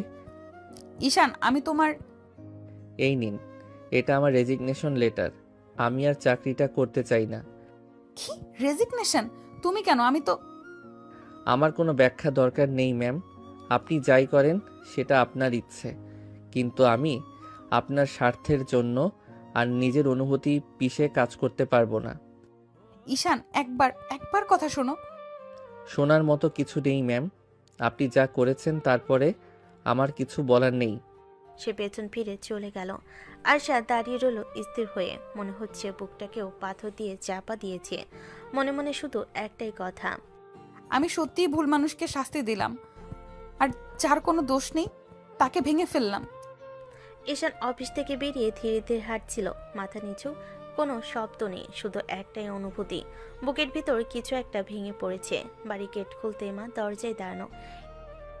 কি রে, এত তাড়াতাড়ি এলি? অফিস নাই আজ? এমনি মা, শরীরটা একটু খারাপ লাগছিল তাই চলে এলাম। তোর চোখ লাল কেন রে? কাঁদলি নাকি? ঈশান হেসে মাথা নেড়ে রুমে ঢুকে গেল। দরজা বন্ধ করে দীর্ঘ নিঃশ্বাস ফেল। তারপর আলমারির সামনে গিয়ে আয়শার প্রতিটা শাড়ি, গহনার বক্স, ফ্রেশার, চিরুনি সবকিছু এক এক করে তুলে নিল। লাগেজ খুলে ধীরে ধীরে সাজাতে লাগলো। মাঝে মাঝে হাত থেমে যাচ্ছে, চোখে জল জমে উঠছে, কিন্তু সে কাঁদছে না, কারণ তার ভেতরে সব কান্না শুকিয়ে গেছে গত রাতে। ঈশান নিজের মনে, যতদিন ছিলে মন থেকে ভালোবেসেছি। মনে হয়েছিল তুমি আমার স্ত্রী, আমার ভবিষ্যৎ, কিন্তু সবটাই নকল ছিল, শুধু প্রতিশোধ। সে মাথা নিচু করে লাগেজের জিপ বন্ধ করলো। ঠিক তখনই গেটের শব্দ। মা বলছে, আরিশা মা, এসো এসো ভেতরে। ঈশানের বুক ঝাঁকুনি খেলো। সে মুখ তুললো। আরিশা এসে দাঁড়িয়েছে দরজায়। চোখ ফুলে গেছে, কানে চুল এলোমেলো, মুখে অস্থিরতা। ঈশান, আমি তোমার সাথে কথা বলতে চাই। ব্যাগটা এখানে। আমি আপনার সব জামা কাপড় সব জিনিস গুছিয়ে রেখেছি। আপনি চলে যান আপনার বাড়িতে। আপনার প্রতিশোধ নেওয়া হয়ে গেছে, এখন থাকার কোনো মানে নেই। ঈশান, তুমি কি এসব সিরিয়াসলি বলছো? হ্যাঁ ম্যাম, আমি ঠাট্টা করছি না। আপনি তো আমাকে কষ্ট দিতে এসেছিলেন, তাই না? এসেছেন, দিয়েছেন, এখন চলে যান। আর যদি মনে হয় আপনার প্রতিশোধ এখনও শেষ হয়নি, তাহলে আমাকে পুলিশের হাতে তুলে দিন। বিয়ের রাতের অভিযোগ দিলেই হবে। ঈশান, তুমি তো জানো তোমাকে জেলে পাঠানোর জন্য আমি... জানি পারেন ম্যাম, সেদিন যা করেছি সেটার জন্য যদি শাস্তি চান, আমি প্রস্তুত। আরিশা আর সহ্য করতে পারল না, তার চোখ ভেসে গেল জ্বালাই। আরিশা চোখ মুছে বলে, তুমি কি সত্যি বিশ্বাস করো আমি তোমাকে জেলে দিতে পারি? আপনি তো আমার জীবনে যা চাইছেন তাই করতে পারছেন। প্রতিশোধ, কষ্ট, অপমান আর কি বাকি আছে? ঈশান, দয়া করে একটু শুনবে আমাকে? ম্যাম, আমার আর কথা শোনার শক্তি নেই। আপনি ভুল মানুষকে বান্ধবীর ভালোবাসার মানুষ ভেবে প্রতিশোধ নিয়েছেন, এখন দয়া করে চলে যান। আরিশা চোখ মুছে দাঁড়িয়ে রইল, এক মুহূর্ত কথা বলতে পারল না। হঠাৎ মনে হলো তার দুনিয়া ভেঙে যাচ্ছে। লাগেজের দিকে তাকে তার ঠোঁট কাঁপলো। আরিশা ধীরে বলল, তুমি চাও আমি চলে যাই? হ্যাঁ। ঠিক আছে, তোমার ইচ্ছে মতোই যাব। ঈশান ঘর থেকে বেরিয়ে যেতে গিয়েই হঠাৎ ঠাস শব্দে থমকে দাঁড়ালো। পেছনে তাকাতে দেখলো আরিশা মেঝেতে ছটফট না করে নিথর হয়ে পড়ে আছে। আরিশা, আরিশা, কি হলো তোমার? ওর গলা কেঁপে উঠল। এক মুহূর্তে দেরি না করে দৌড়ে গিয়ে আরিশাকে কোলে তুলে নিতে লাগলো। বুক ধক ধক করছে, চোখের নিচে ঘাম জমে উঠছে। মা, মা তাড়াতাড়ি আসো। হায় আল্লাহ, কি হলো বৌমার? পানি দে, বালিশ দে। ঈশান কাপা হাতে ফোনে ডাক্তার ডাকলো। কিছুক্ষণ পর ডাক্তার এসে পরীক্ষা করতে লাগলো। ঘরে নিস্তব্ধ ভয়। ঈশানের নিঃশ্বাস জড়ানো, মায়ের চোখে পানির ছাপ। একটু পর ডাক্তার সোজা হয়ে দাঁড়ালেন। চিন্তার কিছু নেই, উনি স্টেজে অজ্ঞান হয়েছেন। আর আর উনি প্রেগনেন্ট। পুরো ঘর নিস্তব্ধ হয়ে গেল। ঈশান যেন নিজের কানকে বিশ্বাস করতে পারছে না। বুকের ভিতর কি যেন মোচড় দিয়ে উঠল। মা মুখে হাত দিয়ে বলেন, আলহামদুলিল্লাহ, কিন্তু এ মেয়ে তো খুব দুর্বল হয়ে গেছে, খেয়াল রাখতে হবে। মা, উনি তো আমাকে ভালোবাসেনও না। এতদিন যে কাছে ছিলেন, সবই নাকি প্রতিশোধের জন্য।